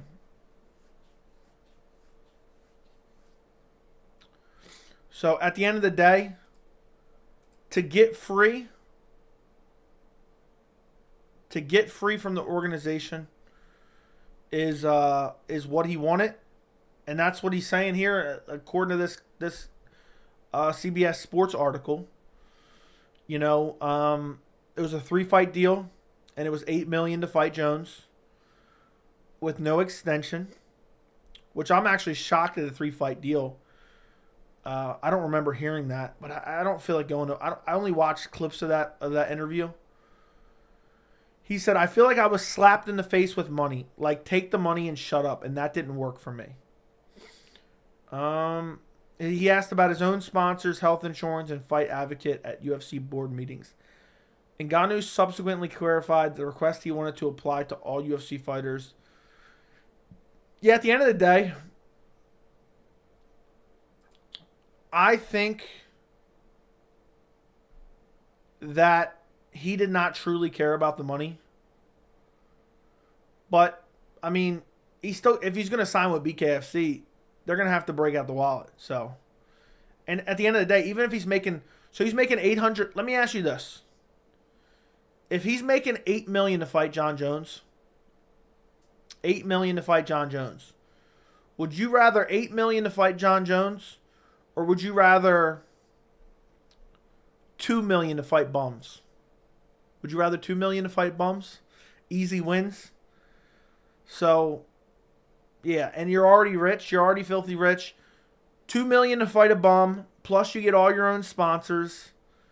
So, yeah, I mean, in my opinion, there's so many holes in the argument. And again, we don't have the adequate information to fully decipher whether or not he's made a mistake. We may be able to make that decision and decipher it in a year or two.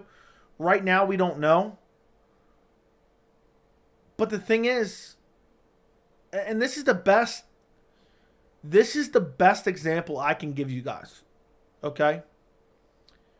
If I can choose to make $100,000 at a job I don't enjoy, or make $40,000 doing YouTube full time, guess which one I'm choosing? 10 times out of 10. I would choose $40,000 doing YouTube full time. So you can apply that same argument to Francis Ngannou. I feel like he felt disrespected, and he wanted to get out of those restrictive deals. And that's exactly what he did, and he felt like he could make better money elsewhere. It might not necessarily be in one fight, but if he's offered $8 million to fight John Jones and he loses, guess what happens next? So even Dana White said he can go make more money elsewhere fighting lesser competition. So, and he's already rich. I mean, he may never fight again. He may box one time and never fight again. What I don't fathom, and I would love for someone to answer this question in the chat. Somebody answer this question in the chat. How did Francis Ngannou ruin his career when it's been 3 months since he was released from the UFC? Right? Because it was all February, all March. Not even 3 months. It's like, because it was towards the end of January that it was announced that he was free. So it's been 2.5 months since he's been free from the UFC. He's still recovering from an ACL tear. And nothing's been announced in terms of his future. You have no idea what his future holds.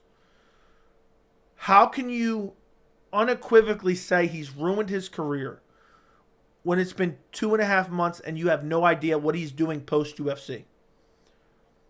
I would love to know that. So if you could fill me in the chat, I would love to know. I think it'd be very interesting to know, but I have a feeling there's not going to be an answer for that one.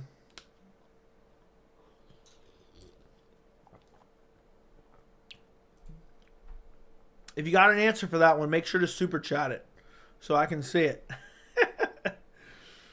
The dude fun with the bag. Thoughts on his value in the open market? Was really that valuable? He's crazy. I don't know. He literally said it wasn't about the money. Of course, that's a component to it. I just don't get it. The man's already rich. If I was him, I would never fight another soul again. Why risk taking brain damage when you're already rich? You know? Imagine that.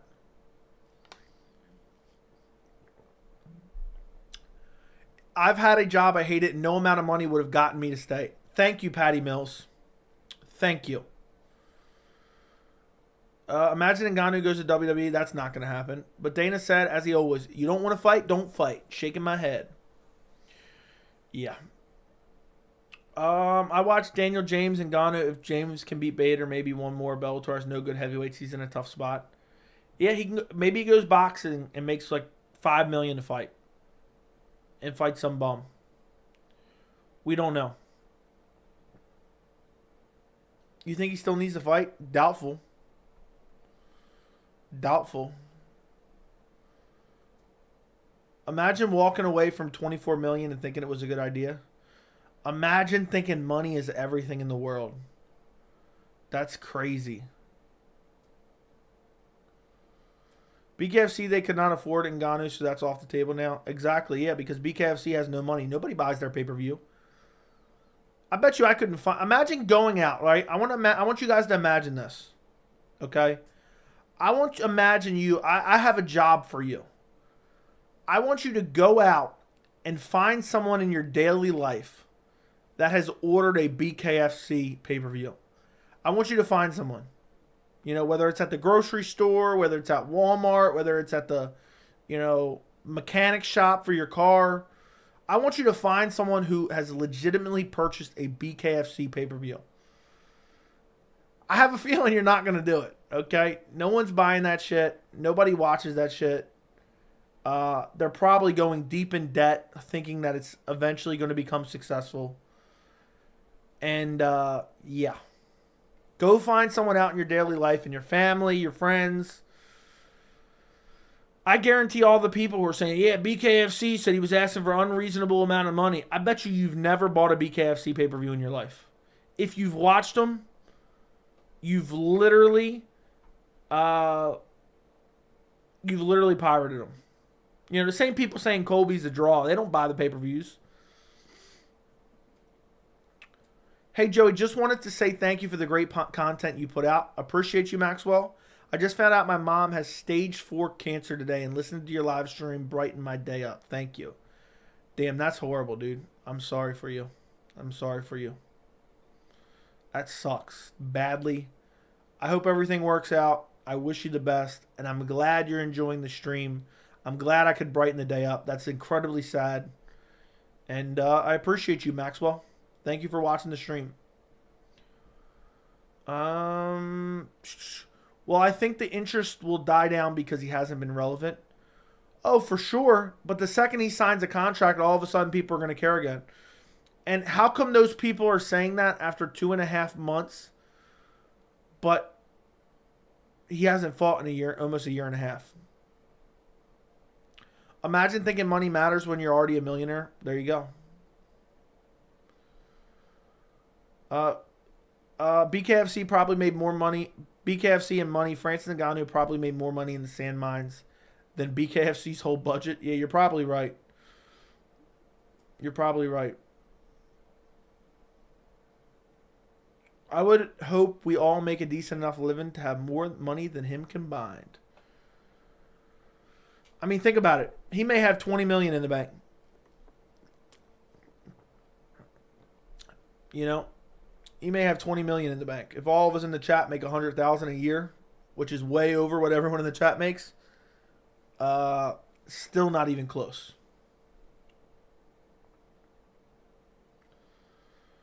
But maybe I'll make a video about it. Maybe I won't. I don't know. But anyway, shout out to Maxwell. I'm sorry to hear about your mother, man. That's horrific.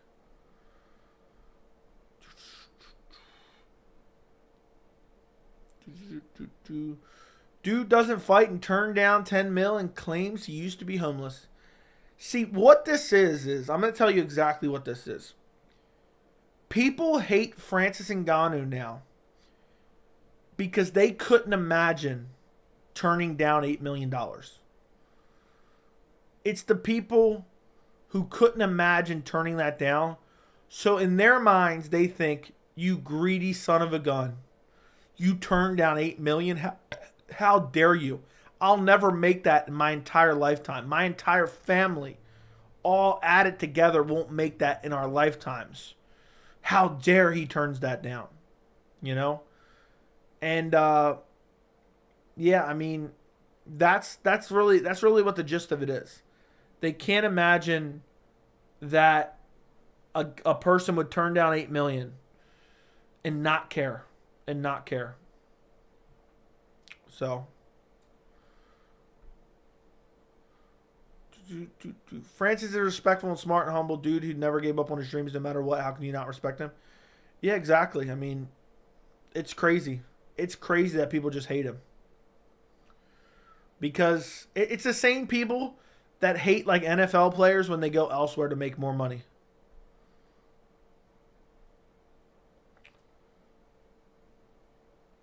He can literally be the MMA heavyweight GOAT, but he don't want that. I mean, I don't think that necessarily matters, but okay. There's literally isn't an answer. People are just so impatient. I said giving him summertime to at least make some sort of judgment. Exactly. It's crazy.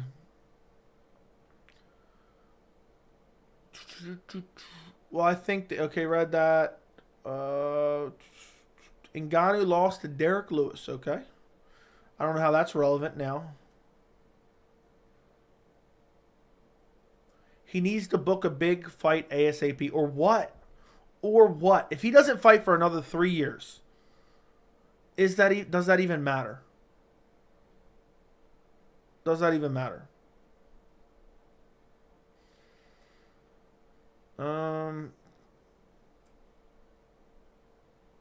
Heard Elwood stepping in. Yeah, Elwood's probably stepping in. Yeah, everyone's saying sorry. Maxwell, praying for your mom. Yeah, it's horrible. That message broke my heart.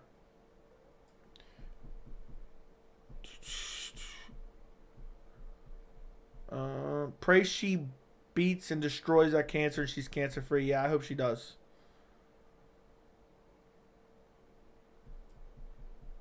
He's admitted to borrowing money from people. Okay. Paige Van Zandt is the highest paid BKFC fighter. Yeah. That is true about his time in between UFC fights. What specifically are we talking about there? What specifically are we talking about there?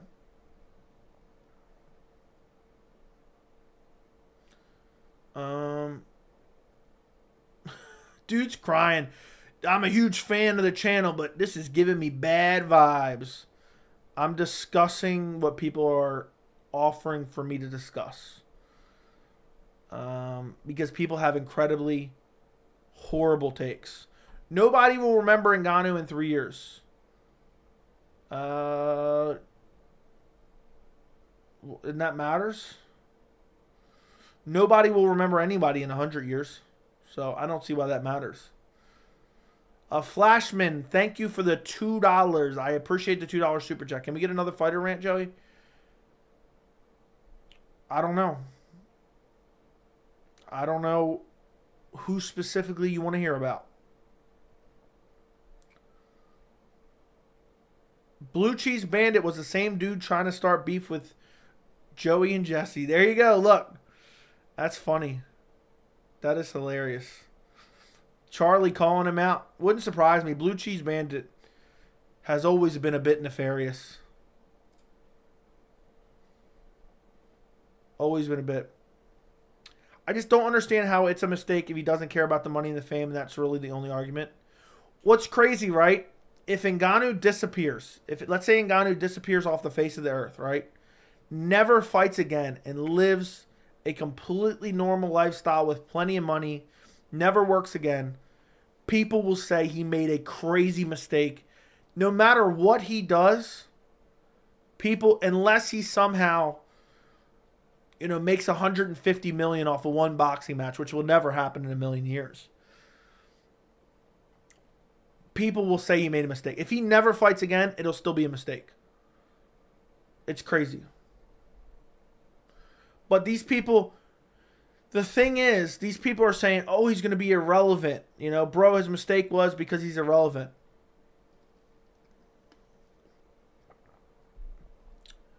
Well, then I guess you made a mistake too.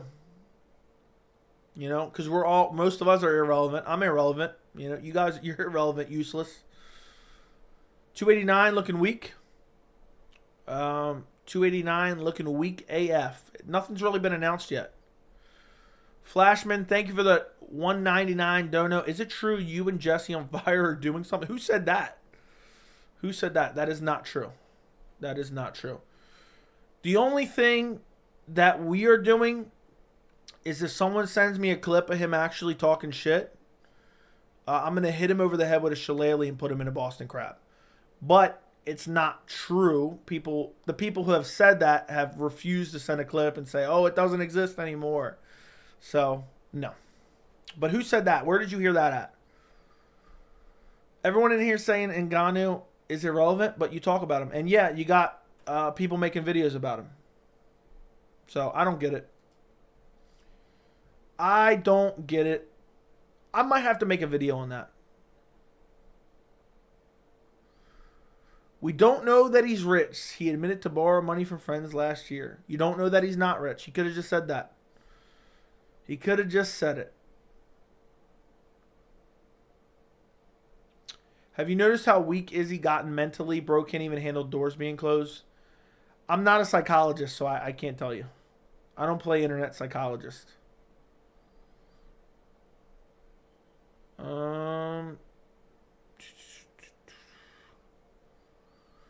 That's a weird thing to say. Okay. Where are we at? Francis is honestly like the Eminem of the fight game. Maybe. Yeah, Francis Ngannou could just disappear forever. People would still be crying about it. Cejudo retiring in 2020 was a mistake. Ngannou leaving the UFC is like that times 20. I don't know what is the mistake causing for him. I don't understand. MMA Guru has been talking dirty on you. What he said? You got to send me a clip then. Everyone always says this shit, but nobody sends me a clip ever. This guy's talking shit about you. That guy's talking shit about you. But usually it's just made up bullshit to attempt to get me to say something bad about someone else. When, it's very rare of me to go out of my way to say something bad about another grown man that I've never met and I don't know.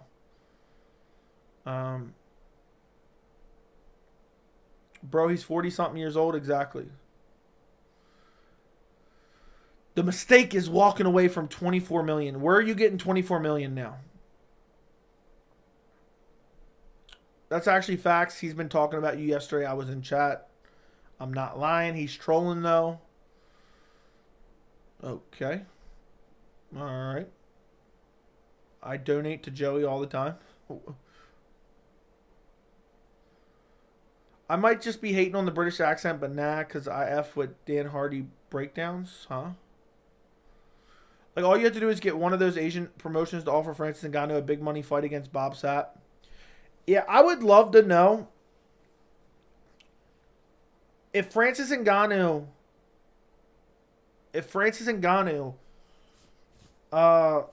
signs like a $10 million deal for like one boxing match. Yeah, he wasn't getting $8 million per fight. He wasn't going to get $8 million. He was only going to get $8 million for the John Jones fight. So don't call me a liar. So then what was said? Tell me what was said. Thank you for the $10. Appreciate the $10.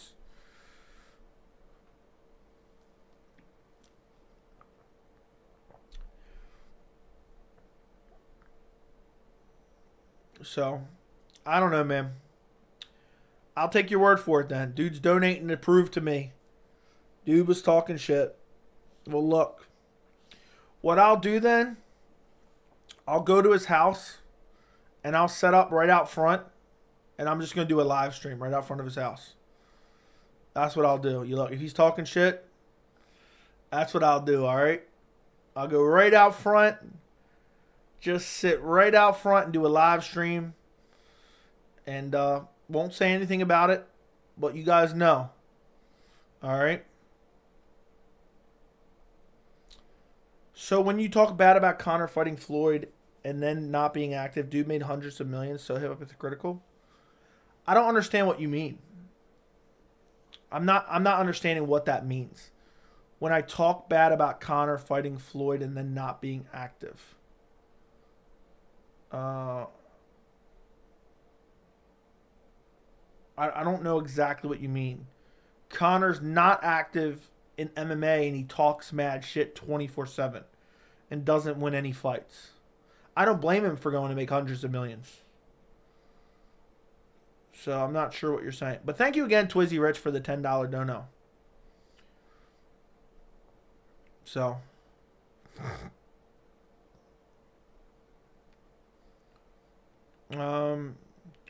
Bro, but it's for relevancy. Starts fakes beats for relevancy. Look at and Guru Beef or Dan Hardy. Guru Beef.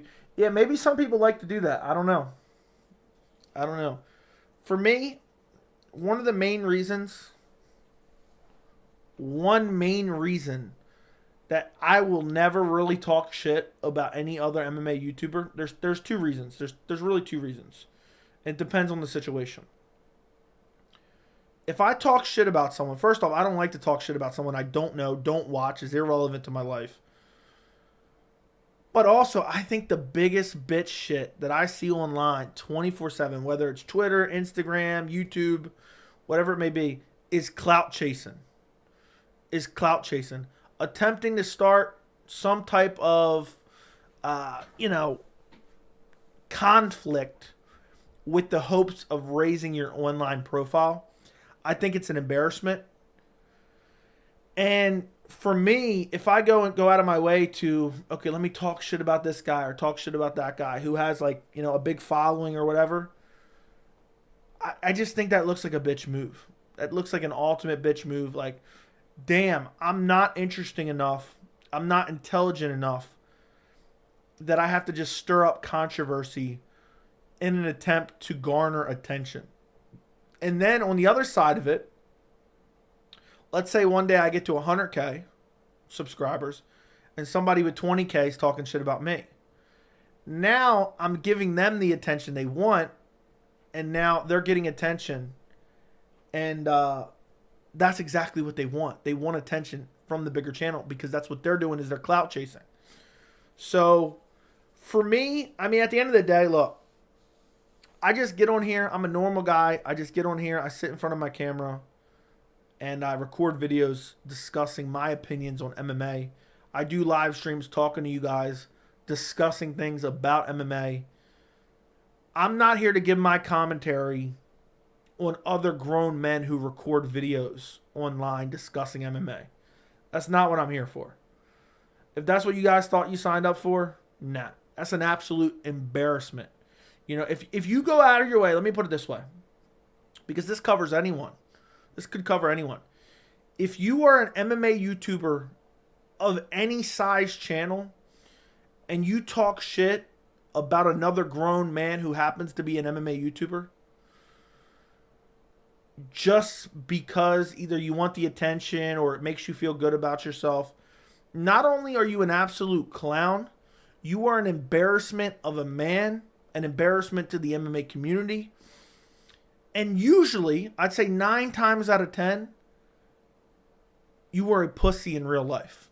Okay? That's just usually the way it goes, you know. The people who are usually the loudest online, again, whether it be Twitter, whether it be YouTube, whether it be, you know, Facebook, whether it be Instagram, the people who are usually the loudest online are usually the biggest pussies in real life. Anything that I've ever said in front of this camera, anything, I will gladly say right to someone in person and not give a shit. Now that's a little bit of an exaggeration in a way, because some of the things I say in terms of talking about fighters, not out of fear of them, but like, I would never go out of my way to intentionally try to disrespect someone out of nowhere. But what I'm saying is, you know, this is my thoughts on the situation. This is my thoughts on their skill level. But like, for example, if I say, oh, this guy is not good, this guy isn't UFC caliber, I'm not going out of my way to find that fighter and say it to him in real life. Like, I think that's rude as shit, you know, but not out of fear. But anything I say about someone, for the most part, I'm willing to say in person.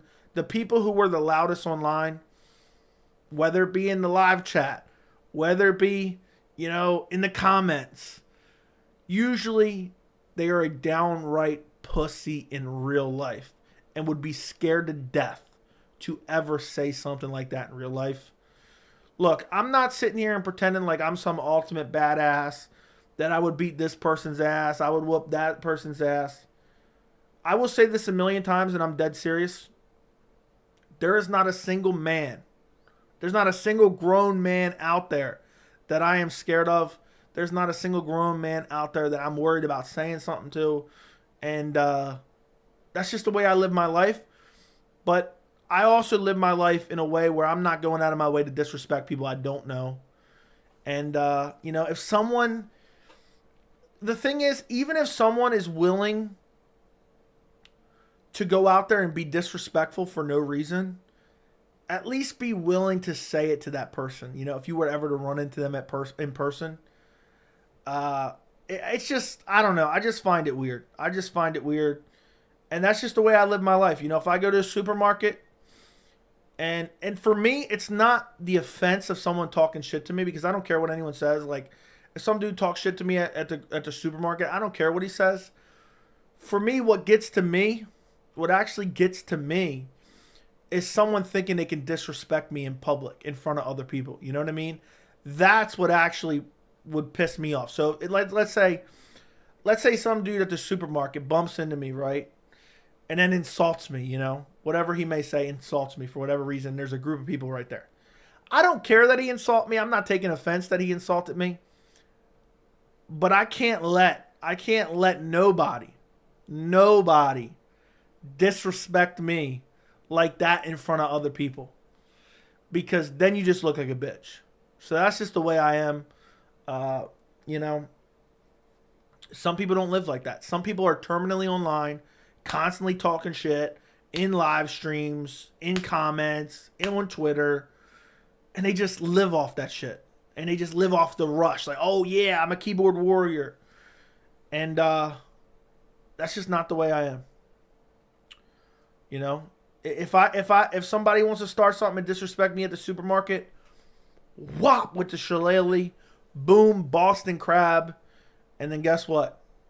I'll take their ID and I'll say, don't say anything about this to the police, or there's more where that came from. So, Kevin Holland or Sean Strickland? I'd go Sean Strickland. I think Kevin Holland's an absolute bum.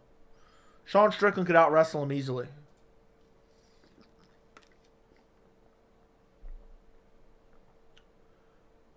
Yeah. I think Kevin Holland sucks. I think he'd get outstruck by Sean Strickland. And I think he'd out grappled by Sean Strickland. You disrespect Kevin Holland, though. Not necessarily. I just speaking facts. I'm just speaking facts. Strickland underrated. I picked it. I was one of the few to pick him against Nasruddin Imavov. Fake personality is so obvious that makes your content way worse. Yeah, I mean, for sure. Joey, how do we get your confidence? I don't think it's necessarily confidence. I just think it's just not caring, you know? I just don't care. Like, what's the worst that somebody can do to you, all right? Ain't nobody put me in a Boston Crab, I'll tell you that much right now. There ain't a grown man out there that has put me in a Boston Crab, and if he does, I'm going home, I'm regrouping, and I'm coming back for retribution. Where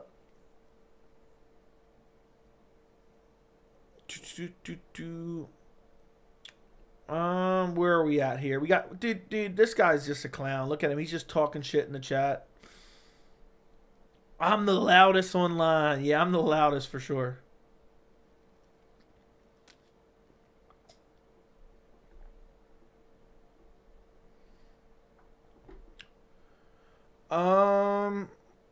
Joey talking like he's from the streets. Yeah, look, I'm from Baltimore, man. We don't mess around like that.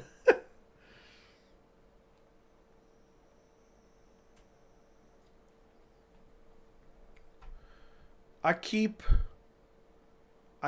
up with them to make sure I don't know what you're talking about.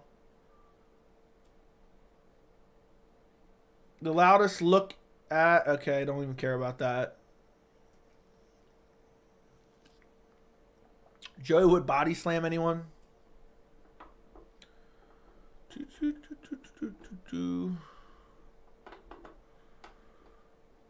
This guy's just making up shit. Where are we at here? Are you saying people will commit physical violence just because of your words? I don't know what you're saying there. Are you saying people will commit physical violence just because of your words? I don't know exactly what that means, but I don't think you should attack anyone based off words ever. They love to shake at... I don't know what that means, so I'm not even reading it. Hardcore Chaser hates on... I know you don't watch other MMA YouTube, but you and the Weasel are my favorite. Well, I was just talking about shit about one of his takes that somebody told me about a little bit ago. But that's different. You know, that's different. I was just saying the opinion. And I don't even know the opinion. I was just basing off what someone said in the chat.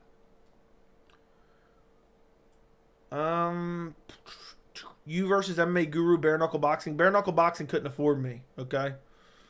They would be saying I asked for an unreasonable amount of money. There may not be a JOF and Joey beef, but it sure seems like there's a beef between Joey and Kevin. Look, dude, if I saw Kevin Holland in real life, I'd do exactly what Khamzat Chimaev did to him.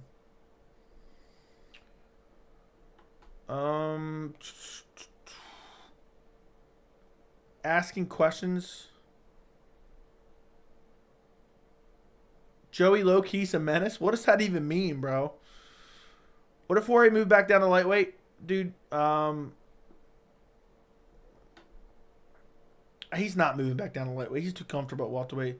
Lucas said you take too long to get to the point in your vids. These guys are all talking trash. That's trolling. Don't take it to heart. Yeah, I mean, I'm not taking anything to heart. I don't care. Dude, you have to think about it. You can't care what people you don't even know, don't pay attention to, say. If people like that are bothering you, you got a bigger problem. You from Johns Hopkins, let's be honest. I don't even know what that means, bro. That doesn't even make sense. How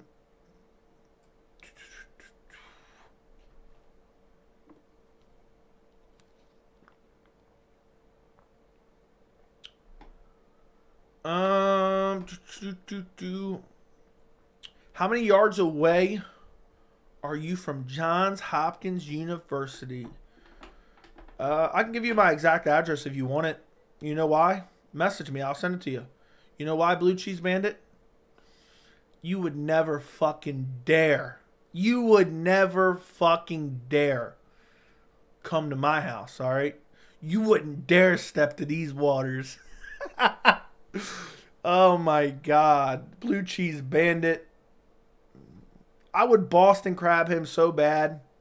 He would have back pain for the next 15 years. I'm done.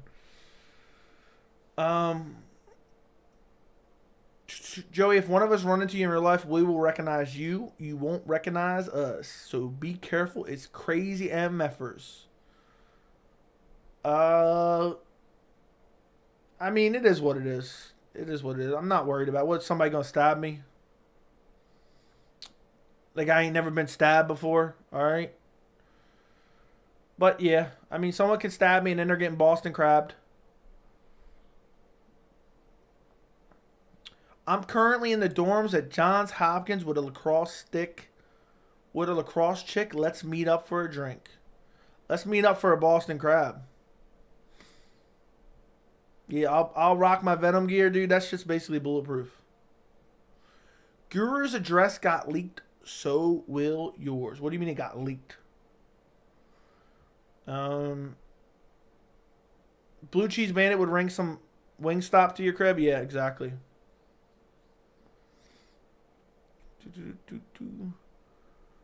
Joey's going to puke on Saturday when Izzy goes to sleep. Again, you've been warned. I'm not going to throw up. Blue Cheese Bandit. Send me a pic. I don't believe you're at Johns Hopkins. I'll meet you at the front entrance right now. Actually, you want to come on stream? You want to come on stream right now? I'll bring you on stream right now. And come on, dude. Really? You want to come on stream right now? I'll Boston crab you right in this background. I will Boston crab you right here. What a clown, by the way.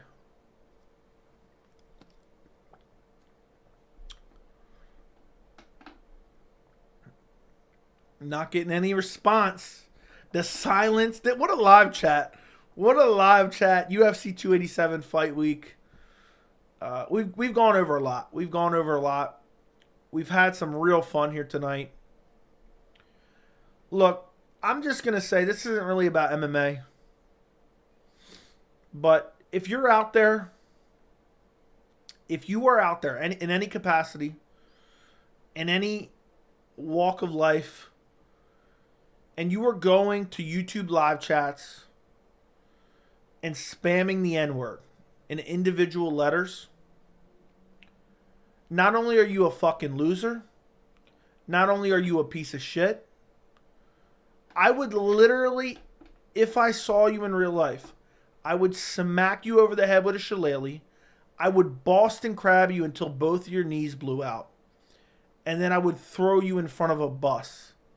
And then after it ran you over, I would hope you were still alive, because I would have a whole gallon of gasoline to dump on you and then set you ablaze. Because you are a loser, you are a bitch, and you are a weirdo. Okay? To have that type of time to go around doing that, imagine having that type of extra time on your hands. To go around spamming racial slurs in people's YouTube chats. Like, come on, man. Come on.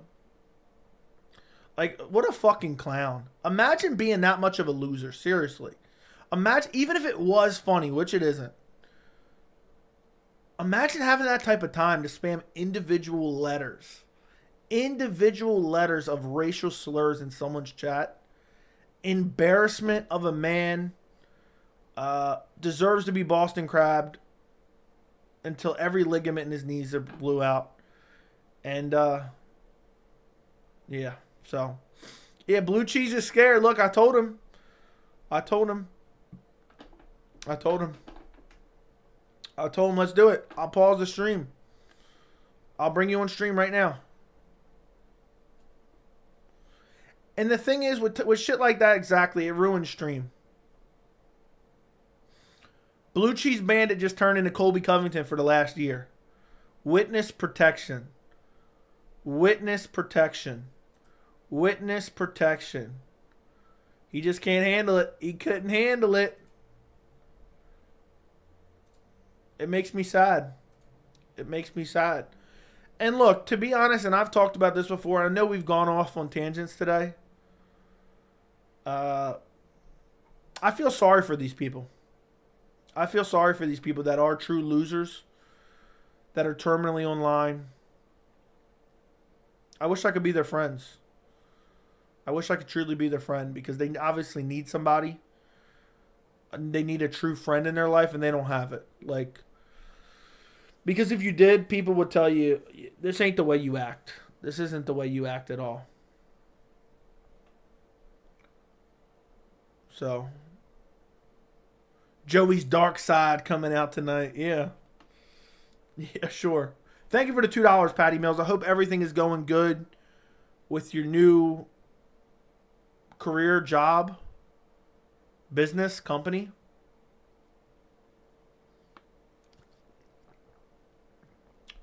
Blue Cheese Bandit went MIA ASAP. He said, let's meet up at the baseball field. Look, dude, meet me at the front entrance. Meet me at the front entrance of Johns Hopkins. All right? Meet me there. Right by those little spiky fences. Boom. The spiky fences are on the left. You have the roundabout. Okay? And then you have the front entrance doors. Yeah, TKO. Joey just TKO'd Blue Cheese Bandit. And make sure you bring your wallet, man, because you're buying, man. You're buying. After I Boston Crab you. You said now, tough guy. Dude, look, if I meet you at, I'm gonna have to put the stream on Be Right Back. Because if I go meet him, I'm dragging him back on stream. I'm bringing him back on stream. Okay? I'm gonna give him a swirly on the way to the office, by the way, too. Yeah. Dude, how funny would that if I legitimately brought Blue Cheese on stream?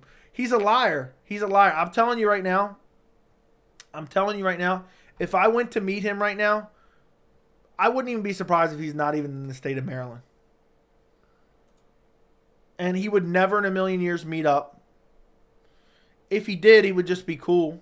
Which, okay, whatever. But, it's kidnapping if it's more than 10 feet. Oh, well. Oh, well.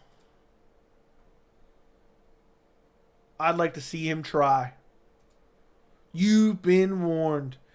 Yeah, dude. Blue Cheese just literally shredded his ID. He just shredded his ID. And he's currently right now just changing his identity. You know he's 16 when he said meet on the baseball diamond? Yeah, meet me on the playground.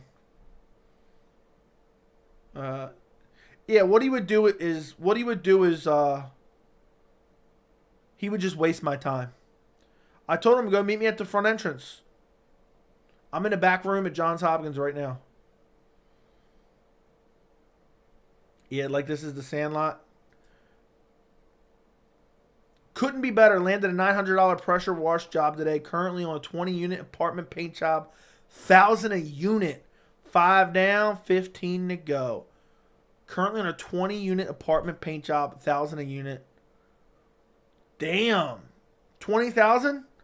Are you telling me 20,000 for the apartment paint job? That's crazy. That's crazy. He will bring his dad. I'll whoop his dad's ass too right now. I'll whoop his dad's ass too. I'll whoop Blue Cheese and his daddy.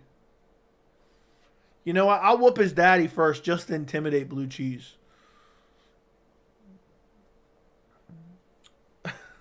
Look, we're not going to give him any more attention. Dude's a clown.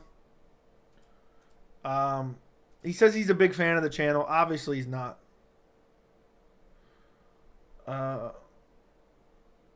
Yeah, I think we'll just leave it like that. We can't give him any more attention. But yeah, I don't want to whoop his daddy. Bring your mom too. Bring your mom too. Blue Cheese asking where Herb Dean's at. Dude, he don't want Herb Dean. Herb Dean will wait 40 minutes to pull me off. Bro, you said you... Oh, that's funny, man. That's funny. So meet me at the front entrance right now. Come on, let's go. I'll meet you there. I'm bringing you back on stream though. I'm bringing you back on stream.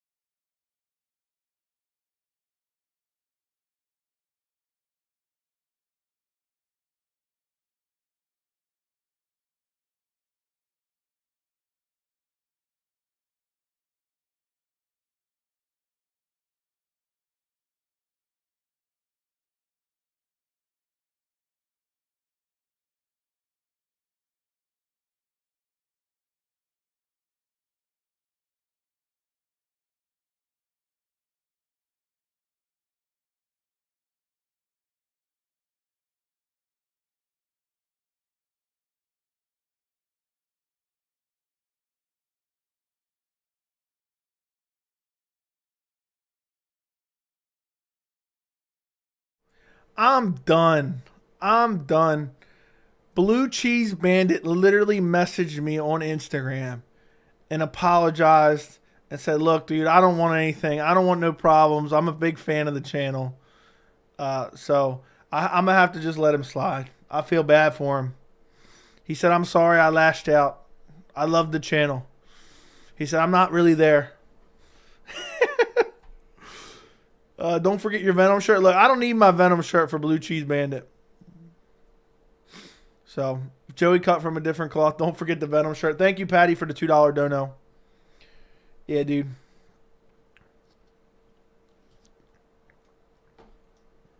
He messaged me begging me for forgiveness, so I gave it to him. So I forgive him. I forgive him.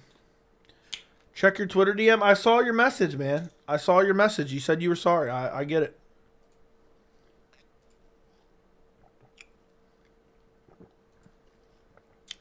I saw it. You said you were sorry.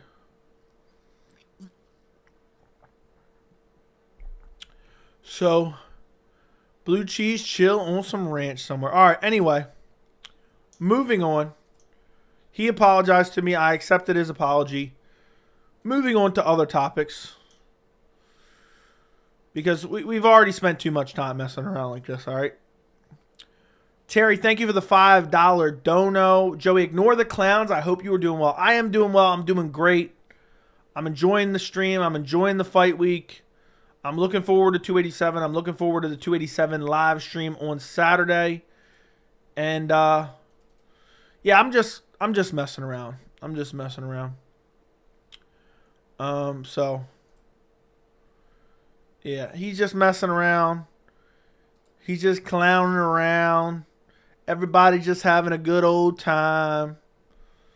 And yeah. He don't even got Instagram. Yeah, did I say Instagram? I meant Twitter.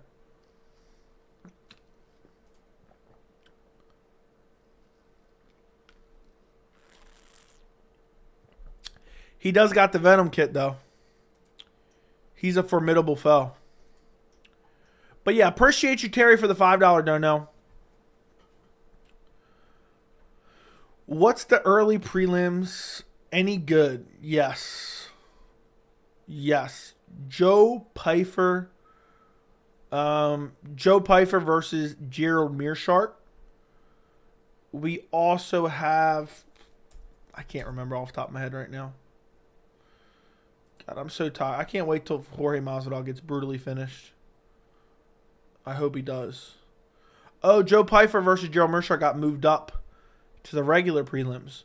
So the early prelims aren't great. Shalin Norenbeke versus Steve Garcia is all right. Ignacio Bahamondes versus Trey Ogden should be very good. But the early prelims aren't anything spectacular. Prediction for Jeremiah Wells versus Matthew Semmelsberger. That sounds like a shootout for 4 minutes until Semi takes over. I'm probably going Jeremiah Wells by finish. But he may gas out and get finished by Semmelsberger. You should pressure wash and do YouTube full time. It would be an enjoyable life.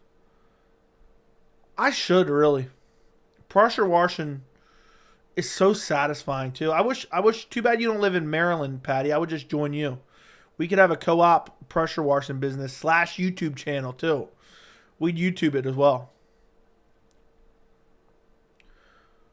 Love you, Joey. Thank you for all the pleasure. You're welcome. Blue Cheese opening as a negative 250 favorite. That's funny, bro. That's funny. I watch the whole card every day.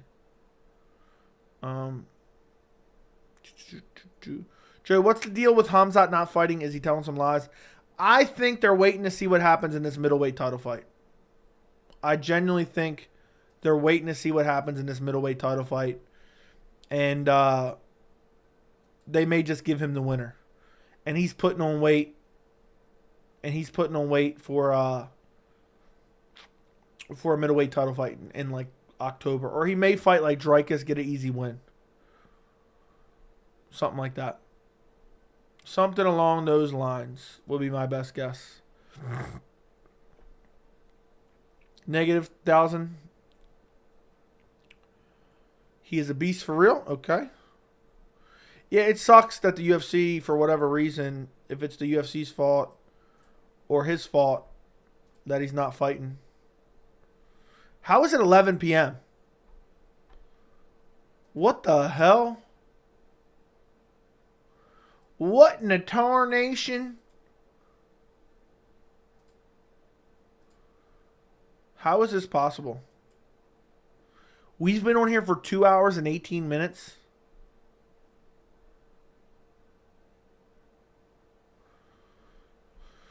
It's Ramadan, yeah, but it hasn't been Ramadan for the last 6 months that he hasn't fought. So that's only the excuse for now. That's crazy. How is it 11 p.m.? How is it 11 p.m.?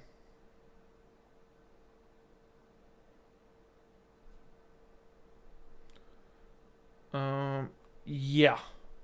That's crazy.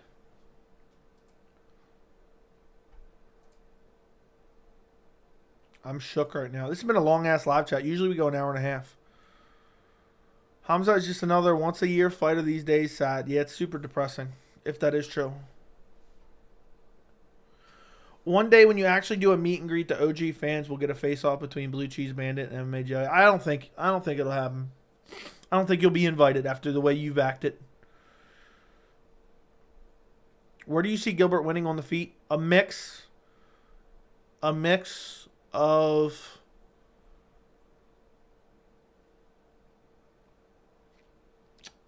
grappling and the striking. I don't see him getting a submission, but I think he'll get some takedowns. He'll get back up. Let's go 6 hours. 6 hours is a little unreasonable. Look, what I'm going to do is here, look, I'll give you guys Last time I did this, it backfired on me, but I'll do it. I mean, it didn't backfire on me unnecessarily, but it happened immediately. Look, I'm gonna do a 2.5 hour live chat, right? 2.5 hour live chat. Look, if we get a combination of $50 worth of donos, it could be 5 people, $10. It could be $51 donations. I'll go like a little over 3 hours. I'll do a little over 3 hours. If we get look, we already got $199. There you go. So now it's got to be $48. And we'll do it. I'm going to go like 2.5 hours anyway, just for full disclosure. I'm not ending it right this second. But if we get a combination of over 50, I'll go like roughly another 45 minutes. I'll get it started. There you go. There's 7. Somebody just said send 50. That's crazy. That's what we'll do. All right. I'm going to be streaming on Friday. I may stream tomorrow. I may not. And I'll definitely be streaming. I'll definitely be streaming on Friday and Saturday. And probably Sunday too.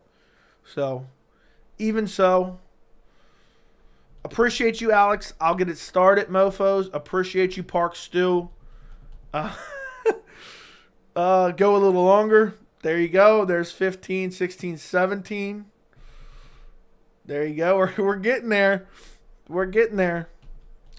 I got 2 videos in the cord. It would mean the world for you to watch later. I will check them out, man. If I don't respond by some chance, because if we end up going another 45 minutes, I may forget, but I'll try to remember.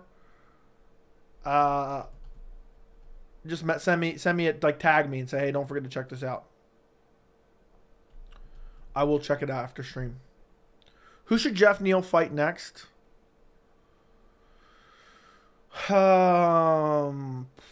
UFC rankings. Jeff Neal should fight. I think Sean Brady makes a lot of sense right now.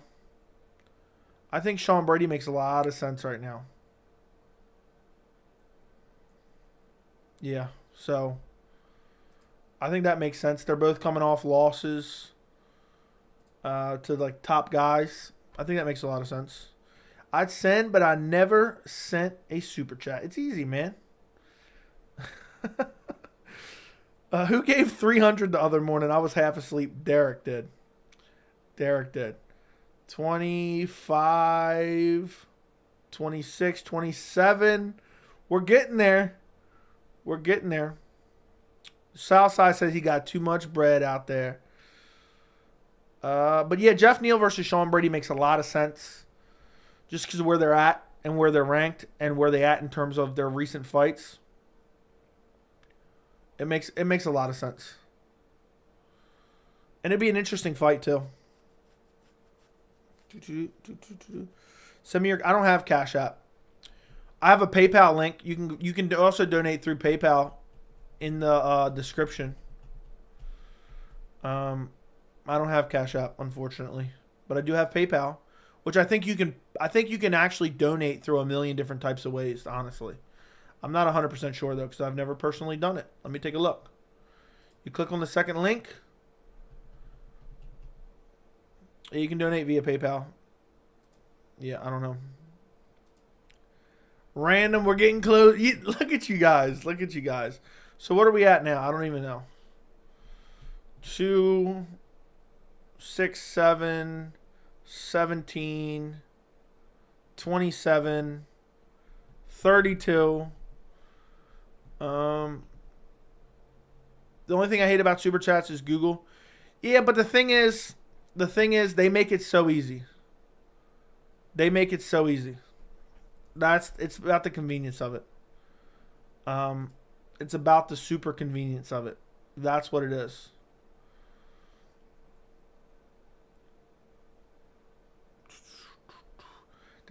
I don't really know anyone that even uses Cash App, to be honest. I know people that use Venmo. But, Joey, I just got my debit card yesterday. Be expecting the 500 dono eventually. Okay, Jungle Mania. I'm going to cry on stream when you do it. Cash App is the future? Okay. Didn't I see today some news about like the Cash App inventor or the Cash App CEO uh get murdered or something, which is craziness.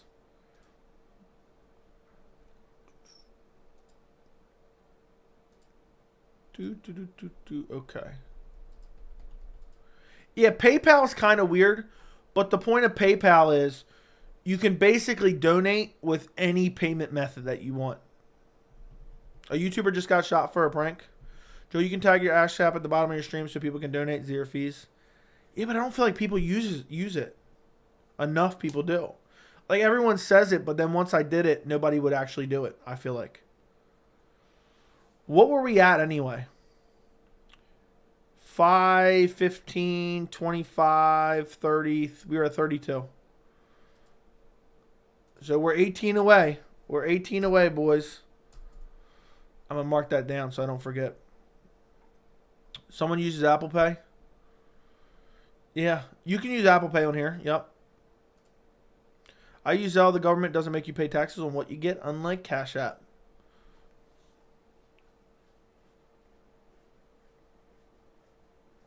Yeah, I mean, but yeah, I understand what you're saying. That's why I have the PayPal thing too. But it's just one of those things where it's super convenient. Would Dana give Bilal a title shot if he beats Shavkat? Probably not, honestly. Probably not. He should, but who knows? But who knows? It's just Bilal obviously is highly disliked. If Jorge wins, they're giving him the next title fight, no matter who wins between Leon and Colby. And Bilal is just always going to be the back of the line. Always going to be the back of the line. So maybe, but maybe not.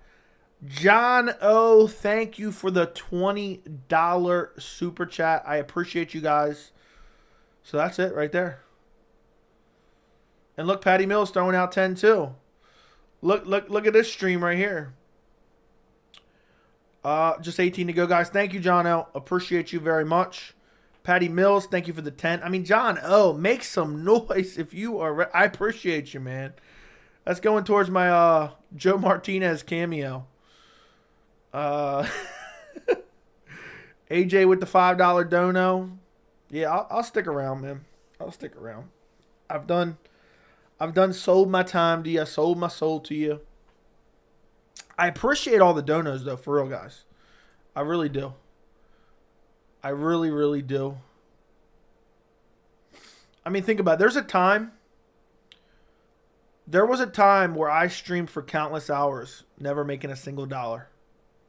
Not even a single dollar. So I really do appreciate that you guys are willing to donate your hard-earned money to the channel. Thank you again, John O. Thank you, Random. We're close, boys. I don't know if I even read that, but I said thank you. Thank you, John O, a.k.a. Joe Martinez, his brother. And Patty Mills, just get an iPhone and Apple credit card, and all you do is double-click the right button on the phone.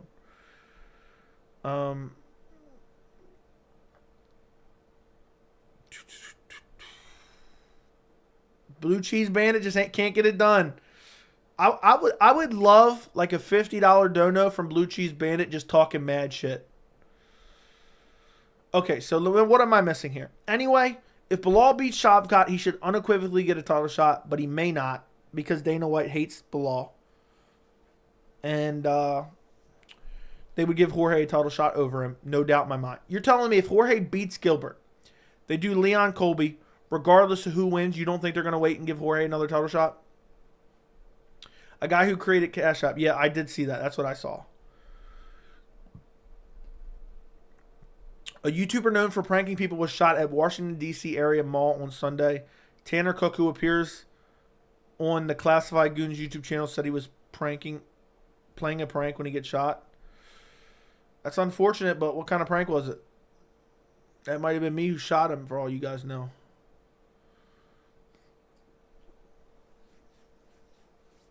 I'm going out to dinner with my Mimi this weekend. If she didn't get me a Joe Martinez cameo for my B-Day, she's getting a Boston Crab. Yeah, dude, that's what I'm expecting for my next birthday. Uh, if my fiance doesn't get me a Joe Martinez cameo for my next birthday, I'm gonna have Hornswoggle smack her over the head with a shillelagh, and then I'm gonna put her in the Boston Crab. For sure. For sure, unequivocally, 100%. We're paying for Joey's pay-per-view. I appreciate it. I expect all you guys to show up on Saturday. I'll be streaming Saturday. If you guys want me to do more of the pay-per-view streams, which I've been doing more recently, you got to show up. I tried, but I forgot my password.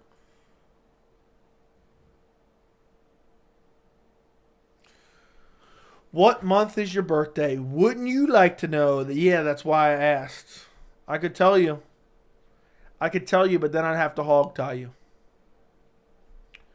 So, I watch them all for free. I'll tap in between fights. Brother, I will be at the stream. Thank you, Jungle Mania. I don't know. I think I got a little bit of sunburn on my neck. And it's itching. Look, I feel like you can see a little bit on my face. My face is a little bit, tiny bit sunburned. Look where my watch was. I'm done. It's been getting warm out here recently. It's been getting warm out here. So we're officially doing a 3-hour live chat. I don't know if we've ever done a 3-hour live chat before. I don't know. Pro said another 50 for 2 more hours. I'm done, bro. That's too much. I'm already going 3 hours. A little over 3 hours. Yeah, look, I'm going to be honest, guys. When I left stream earlier and I had to be right back on, Blue Cheese was waiting for me. And I put him in the Boston Crab, but I didn't break his ACLs. He begged me for forgiveness. He was tapping. He crawled to the bottom rope and grabbed it. And I let him go. I said, look, I'm going to have some pity on you now, but watch your mouth. And Herb Hebner told me, you got to let it go. Joey, when is your birthday? I consent to being hog-tied. You shut your mouth. But yeah, we'll talk. You said another 50 for 2 more hours. That I can't do that one. We'll talk about it when we get to the 3-hour mark. I don't know. Last time we did it, we ended up getting like $400 in donos, and I ended up staying on for 4 hours. Hey, big guy, sorry I missed you. Wednesday or bingo night. I won twice. Well, congratulations. Herb Dean let the fight go. Joey has a tremendous grip strength. Blue Cheese, I don't even believe you. You're at Johns Hopkins. Send me a picture right now.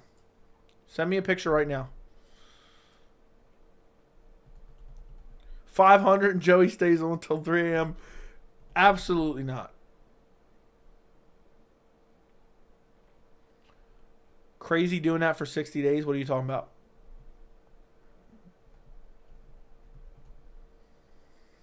I can't believe it's 11:05.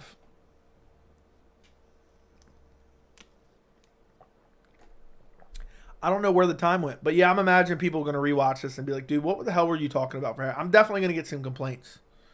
I preferred when you did this. I preferred when you did that. Look, I'm just going with the flow. I'm just enjoying life.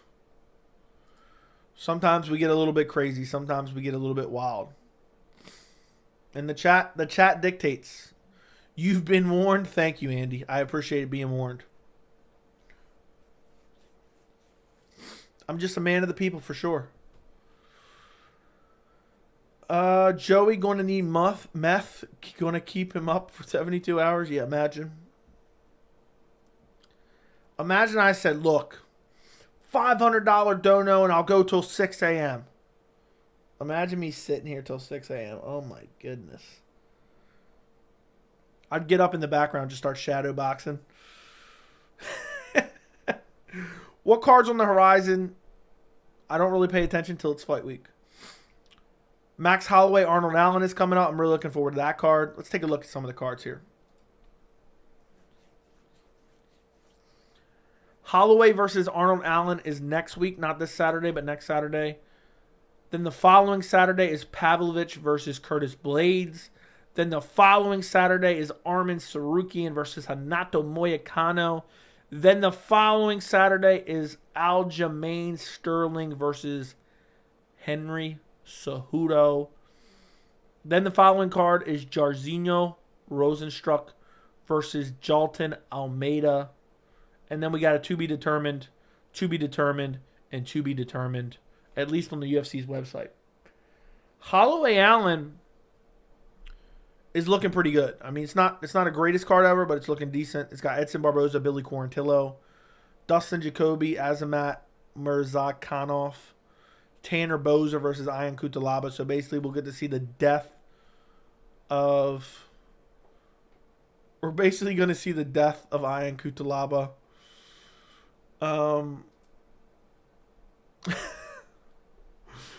Dude really said, I'm getting you a Joe Martinez cameo. No, you are not. Oh my God. Let's see. How much was it again? Book a personalized video for $89. 89 bucker. If you get me a Joe Martinez, what would Joe say if I asked him to say farting out of the blue corner? I don't know. I don't know.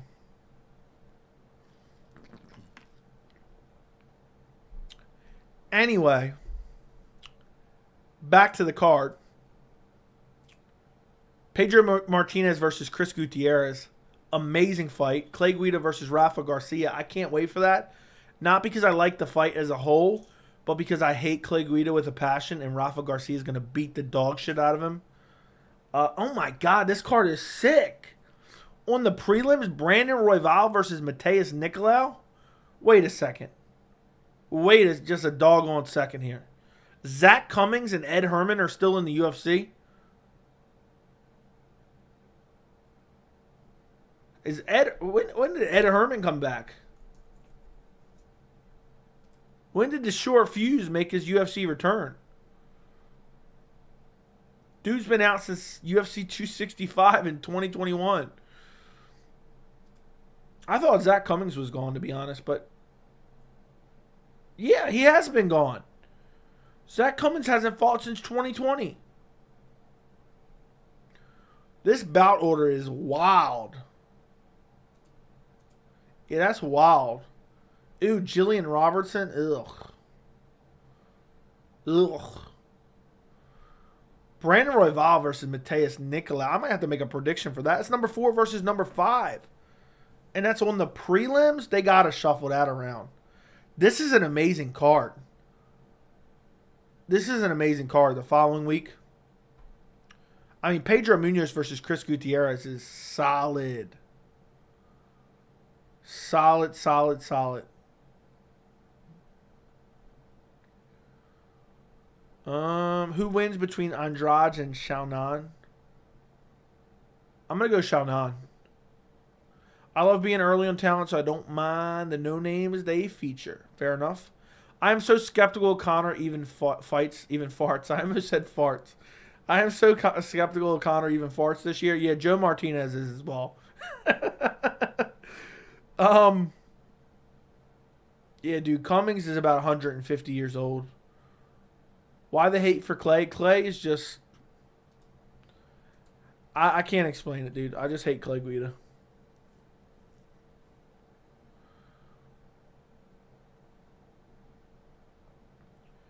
But yeah, I mean, yeah, I can't believe Royval Mateus is on the prelims. Currently on the UFC's website, it is on the prelims.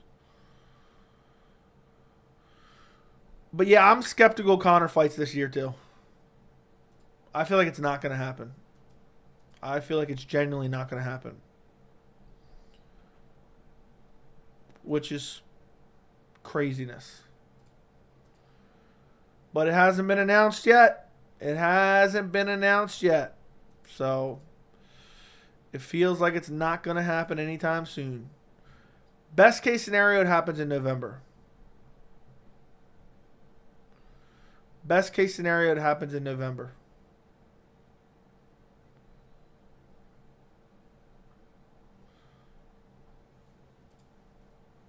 Billy Quarantillo is 34. That's crazy. Yeah, that is crazy.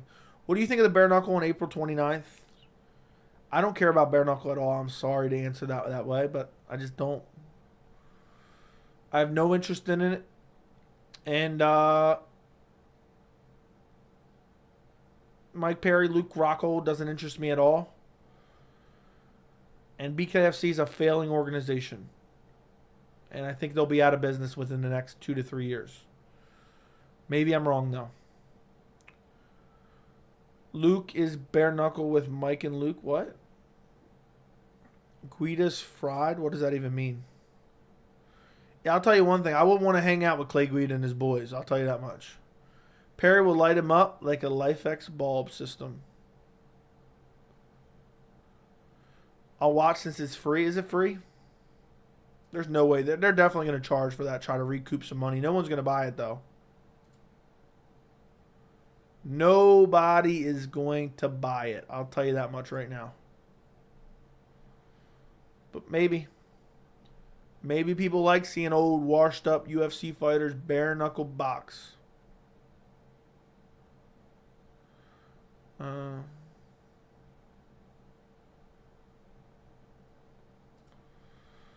Slap Fight League has a bigger budget than BKFC? Yeah. Why does nobody use a Chinese burn in MMA? What is that? I don't even know what that is. Can you imagine Perry just sleeps Rocco? What an embarrassment that would be. What an absolute embarrassment that would be. If Misha gets a couple wins, then what percentage chance of a possible rematch with Holly? Misha getting a couple wins? I'm just going to stop you right there, bro. Misha getting a couple wins? She's like 75. Yeah, she's not winning anything. The fact that they try to put her on a main card.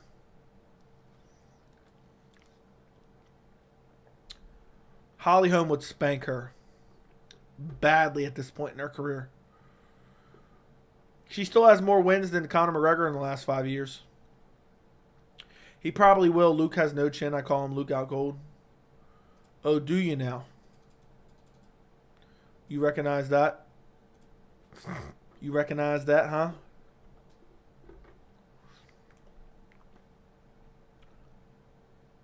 Remember Joe Martinez said in Leon Bilal fight Herb Dean said it's a no contest, but Joe said no decision and Herb was all like, what the F? No. I do not remember that. I think Perry will lose. I'm just going to wait and see who wins. Luke is old school, but BK and Slap BS now UFC with WWE. It's a weird time to be alive, and it's a weird time to be an MMA fan. Yeah, but this card with Max Holloway is really good. The Pavlovich Curtis Blades card is decent too. Yadong Ricky Simone could be a main event in itself. Jeremiah Wells, Matthew Semmelsbergers is solid. Muhammad Usman versus Junior Tafa. What else we got? Ronnie Yaya versus Montel. Ronnie Yaya's finally fighting. Dude, I'm beginning to think Yaya ducked Cody Garbrandt. Bobby Green, Jarrett Gordon. Yeah, this ain't as good as the other one, but top two fights are great. April 29th. Caio Borralho versus Michael Osheshek is the co-main. Main event, Saruki and Moicano. Emily Ducati versus Polyana Viana. Main card fight. Okay. Waldo Cortez Acosta on the main card. Ugh. Julian Erosa back in action. Cody Durden. Charles Johnson back in action already? When did Brian Kelleher come back to the UFC? Apparently he's on this card. I thought he'd lose to MVP. I did too. Have you heard of the battle? No, I have not. Leave him frozen like Elsa? Yep, of course. She's only 36. She can make a run for a title.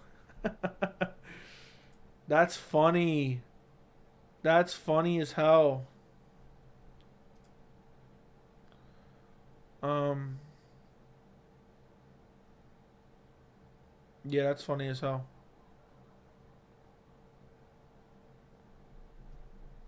That's funny as hell. Imagine Misha Tate making a run for a title. Kelleher never left. I swear he was cut.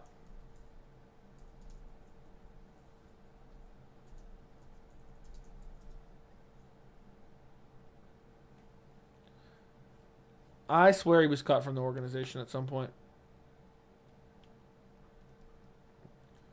But maybe I'm wrong. When was his last fight? June of 2022? Okay, maybe, maybe not. If Ronda came back in the world and then Hollywood Merker, yes. Ironically enough, Ronda should have came back when Pena won the belt because she could have beat Pena for the belt and then retired. Again. And retired with the belt.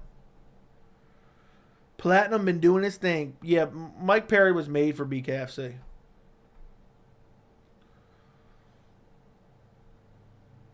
Luke Rockhold will definitely break his hands and lose. Probably. I just can't see Izzy wrestling up on Alex. He's too big.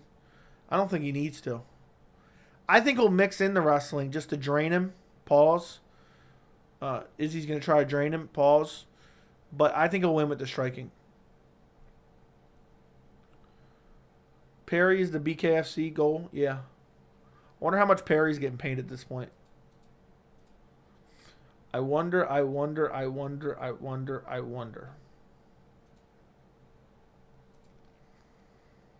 No idea. Let's see. Mike Perry, BKFC payout.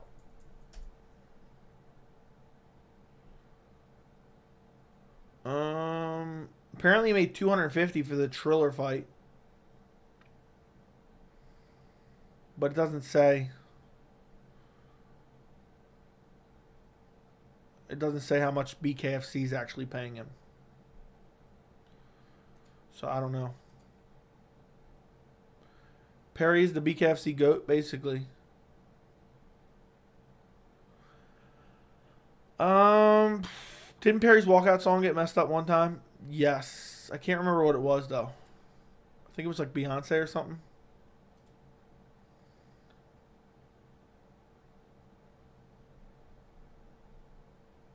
I think it was.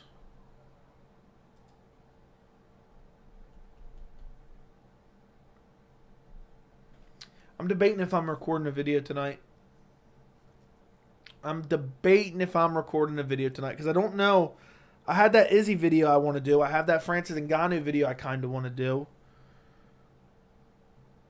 But at the same time, I don't know. What do you guys think? What video should I make tonight? If you've been for the entire stream, you know the couple options that I have. It's a video basically about why I think Adesanya is going to win. And what will happen depending on who wins. And why Adesanya is being massively overlooked. And discussing their skill sets. And discussing what's next for the middleweight division. Perry having his girl in the corner was wild. I wonder if he's still with her.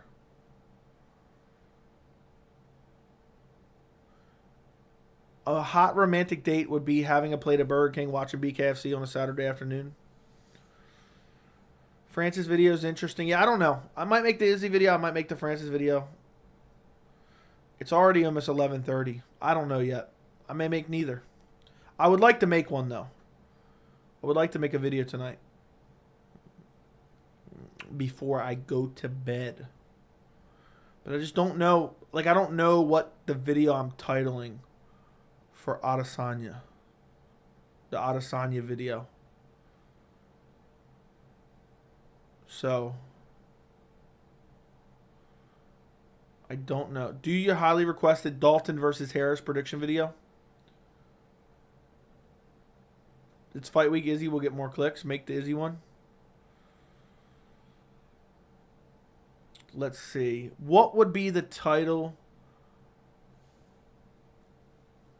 I'm convinced they play BKFC at NASCAR events for sure.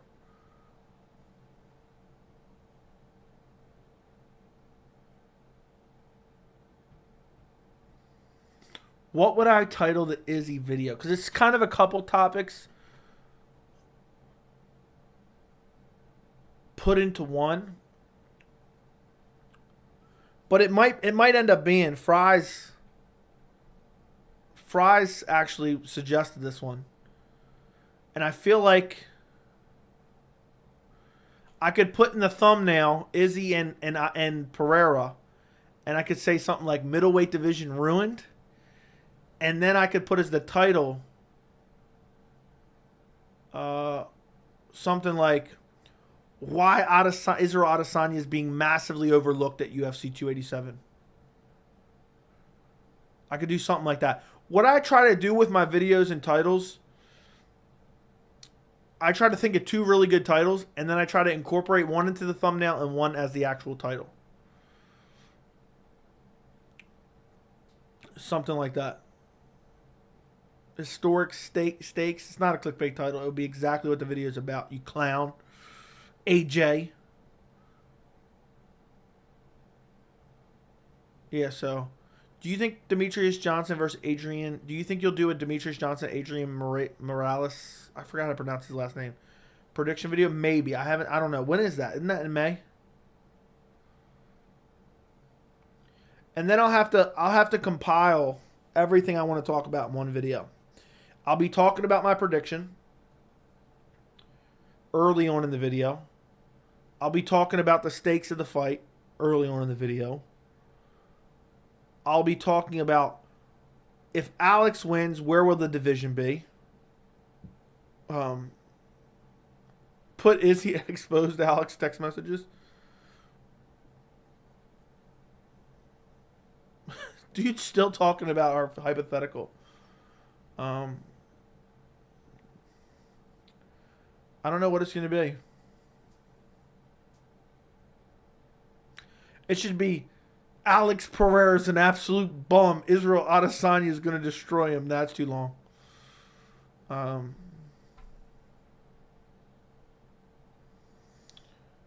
I should really do something crazy. I don't know what I'm going to do, but I'll probably do the Izzy video since it's fight week. I'll probably do the Izzy video since it's fight week, but I just got to think of what exactly I want to do with it.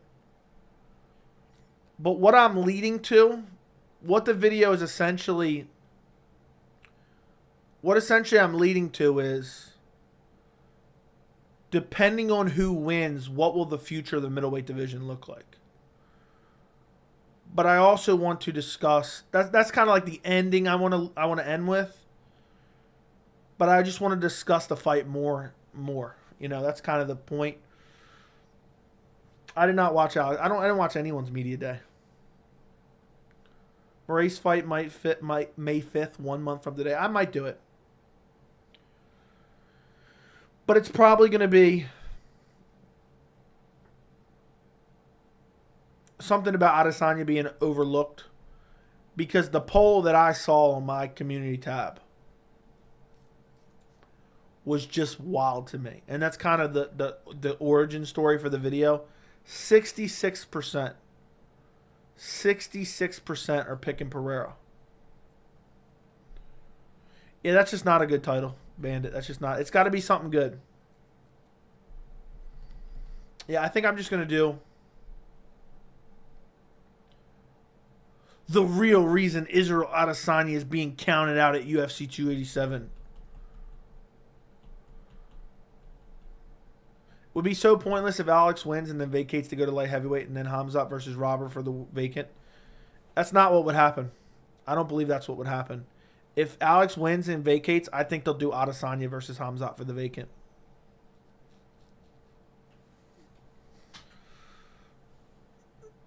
I think that's what will happen.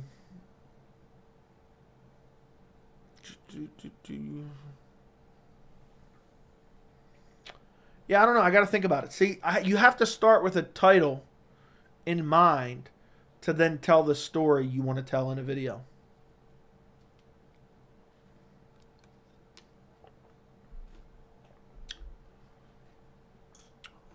It makes sense. He's beat him 3 times. Yeah, that's the other thing I wanted to talk about. That narrative. That narrative is just some clown shit. Yeah, different sport 6-7 years ago. That makes a lot of sense.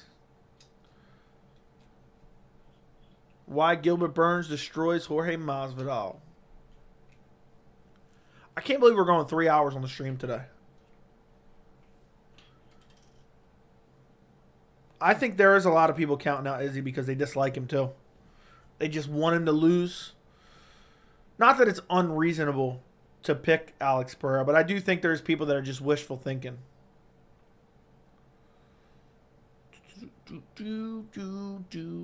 I'm probably going to go. I might go watch. Now, I already watched it 2 times recently. I'm not going to watch it again. So you saying Izzy and Alex are equal more so than? I don't know what that means. I don't know what that means.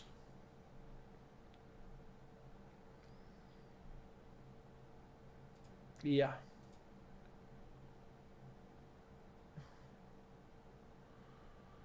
Skill-wise? I mean, I think Adesanya's better skill-wise, to be honest. If he had the power Pereira did, I mean, that's a big if, but you get the point. No, 0-3 isn't relevant because 2 of those were in a different sport. And they were also 7 years ago. 6 or 7 years ago. So.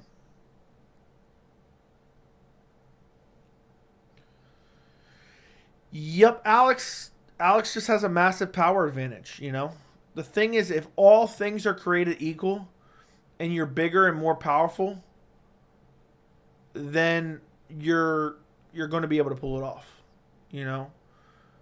If someone has a slight skill advantage and you're bigger and more powerful, you can also win. So, yeah.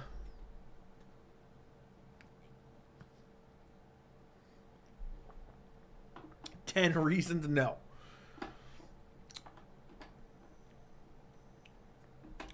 I think Jorge should turn this fight down and ask for the McGregor fight. McGregor ain't fighting him, dude. Jorge would starch McGregor. McGregor doesn't want that fight. That's a horrible matchup for McGregor. It's going to be really bad. Jorge would be a terrible matchup for McGregor. Jorge has decent cardio. He has good power, he has good striking, and he's very, very durable. Yeah, Jorge would starch Conor McGregor badly.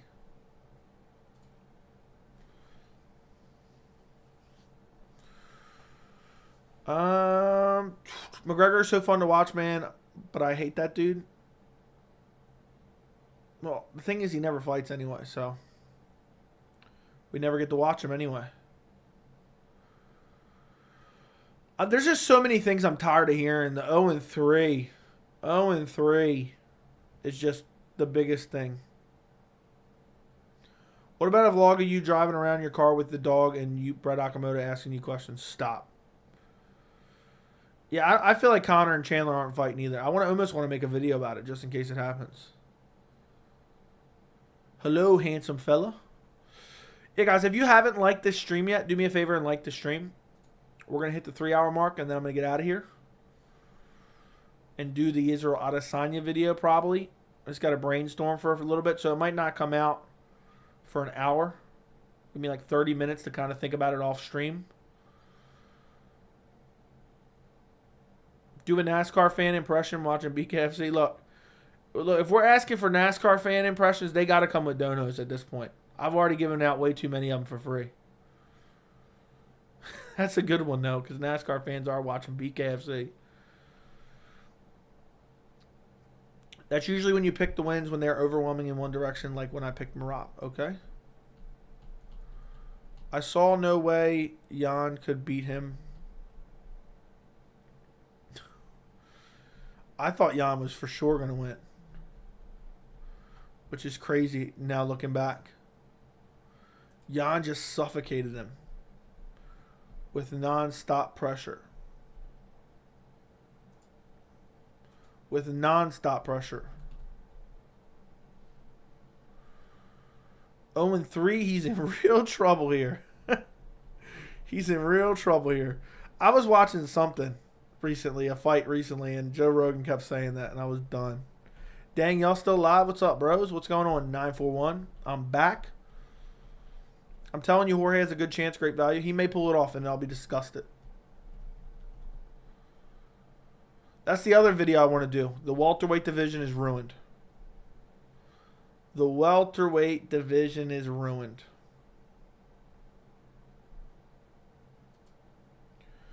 You're so hyped for Gilbert Burns. Yeah, dude, the card in general is just great.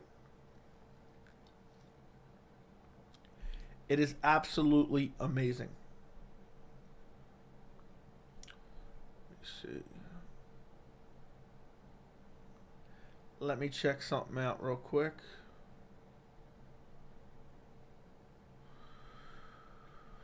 What's the call from John Anik if Izzy KOs Alex?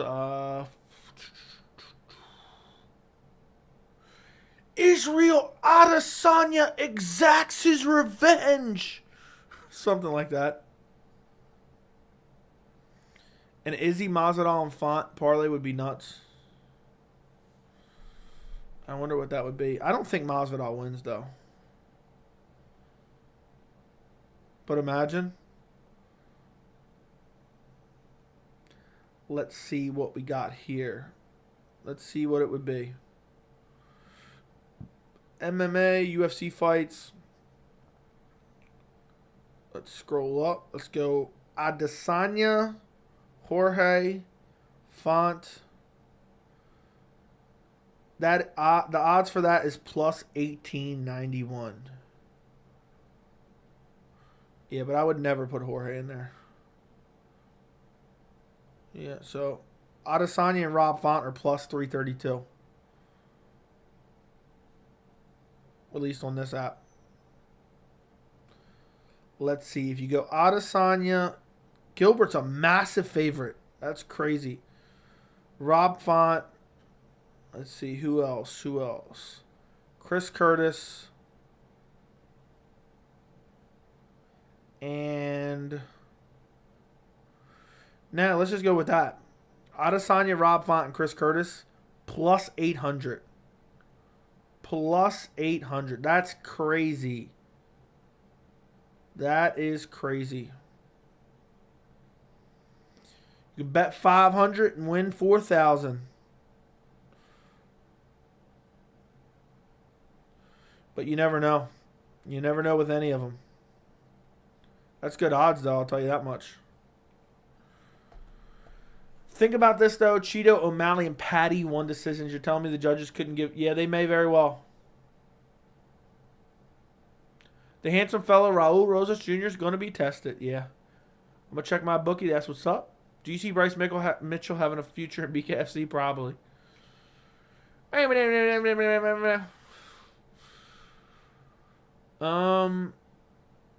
What matchups, ideally at 170, do you guys want to see at the top? Shavkat Rakhmonov versus Leon Edwards. Winner of that fights Bilal if he beats Colby. If I'm making the matchups right now, I'm doing Leon versus Shavkat, Bilal versus Colby. Winners fight each other. What do you see happening in their differently in their fourth fight? If I see Adesanya not getting clipped. I see. Israel Adesanya makes it 1-3 at the age of 33. Yeah. Does Adesanya have a nickname or no? The Stylebender. The Stylebender exacts his retribution in Miami. Something corny like that.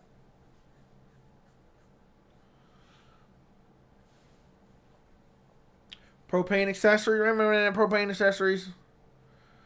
Yeah, I think if Adesanya just sleeps Pereira, we're going to hear, make some noise if you are ready. Israel Adesanya, the Stylebender. I wonder if anyone actually calls them by their nickname, or is that just something they just say in the cage? I wonder. Anyway, guys, I'm going to get out of here. We've gone the extra 45 minutes that I have promised. If Adesanya wins, you're just going to hear DC go, oh! Yeah, that's pretty much it. What's up, Sager? The style bender with the style points. Now, here, hold on. Hold on. I know what it is. It'll be Israel Adesanya. He doesn't keep score. He settles them in Miami. It'll be something like that. That's what it'll be. I saw that clip. That's what it'll be. That's funny. That is, yeah, it'll be cringy as hell. That's a good one, yeah.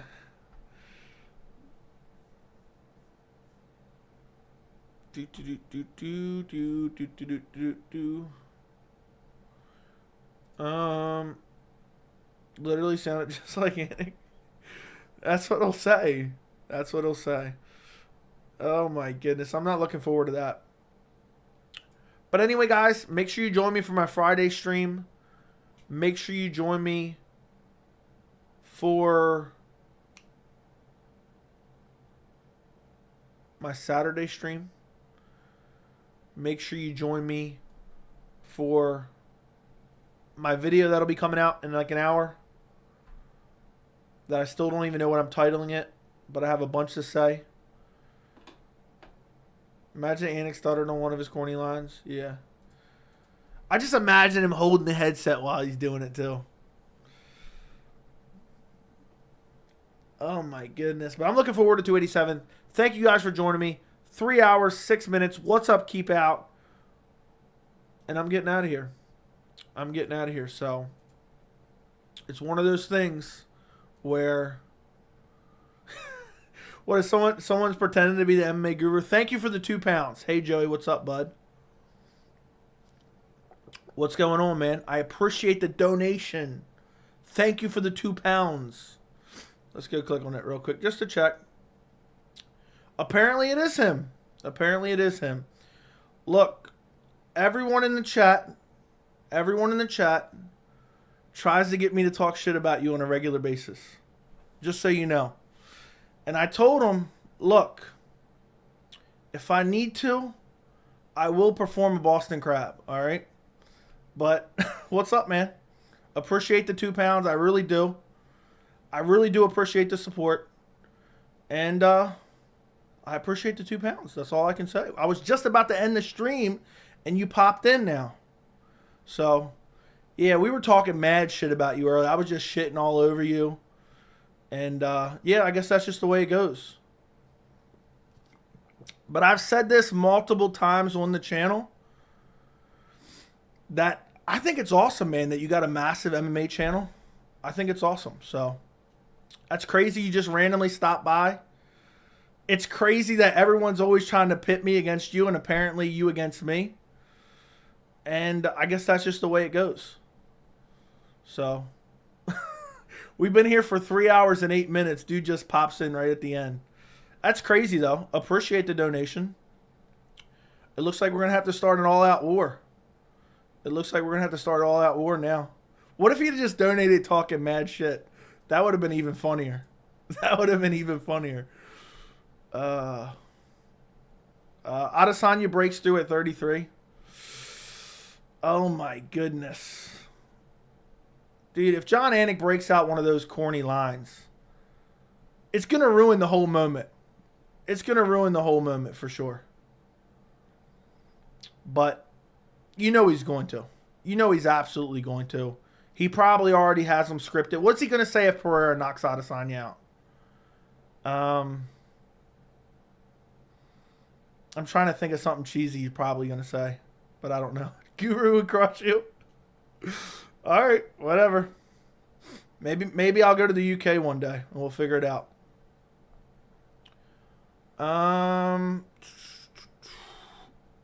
Would you and Guru do a stream together? Look, I've told you guys this a million times. You guys asked me, would you stream with this person? Would you do a video with that person? I got 9,000 subs. Let's see how many subs he has. He has 82,000 subs. asking to do anything with somebody like that is literally clout chasing. But I don't know. I'm not much for that. I just like to stay in my own lane and mind my own business. Tell Joey not to be. Oh my goodness. From the jungles of Brazil? Yeah, maybe that's what he's going to say. I'm trying to think what Anik would say. I can't even think of one corny line. I can't even think of one corny line that Pereira would say. Or not Pereira, Anik would say if Pereira knocked out Izzy. The style bender gets brutally KO'd again in Miami. See, that isn't even good enough. That isn't even good enough. He must be going live. Is that what you're saying?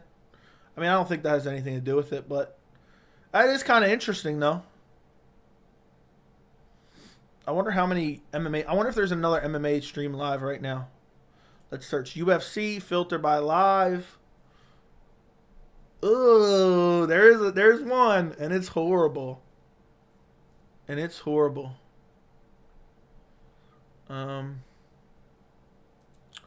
Let's see. If there's any other ones that I can send you to. This one, let's see. All right, I found some guy. Let's see how many subs he's got.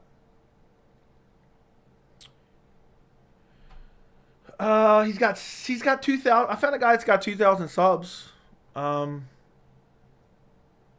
he's live right now. I don't know what his channel's about, but he's titled. I mean, I'm assuming it's about UFC. You guys, if I send you guys to him, will you go to his stream? Will you guys go to his stream? I think it's an MMA channel. It's Connell's Combat. I'll send you the link if you guys all want to go to his stream and show him some support. Go to this stream right now. Tell him MMA Joey sent you. 3 hours and 11 minutes tonight. I'm going to go make a video, and then I'm going to sleep. And, yeah, so make sure you go to that guy's stream. Show him some support. Watch for yourself. Determine whether or not you want to subscribe or not. But just go tell him MMA Joey sent you. Supposedly he's talking about UFC 287. Thank you guys for joining me. I appreciate every single one of you. And I'll see you in the next stream. I'll probably go live tomorrow. I don't know yet. But appreciate you guys. Thank you for joining me. And you even had the MMA Guru pop in the stream. And throw out a 2-pound dono. Appreciate it nonetheless. So I'll talk to you guys later. Good night. Adios. And I will see you guys tomorrow. And be on the lookout. And don't forget to go to the link in the chat. And be on the lookout for a video in like an hour. Good night.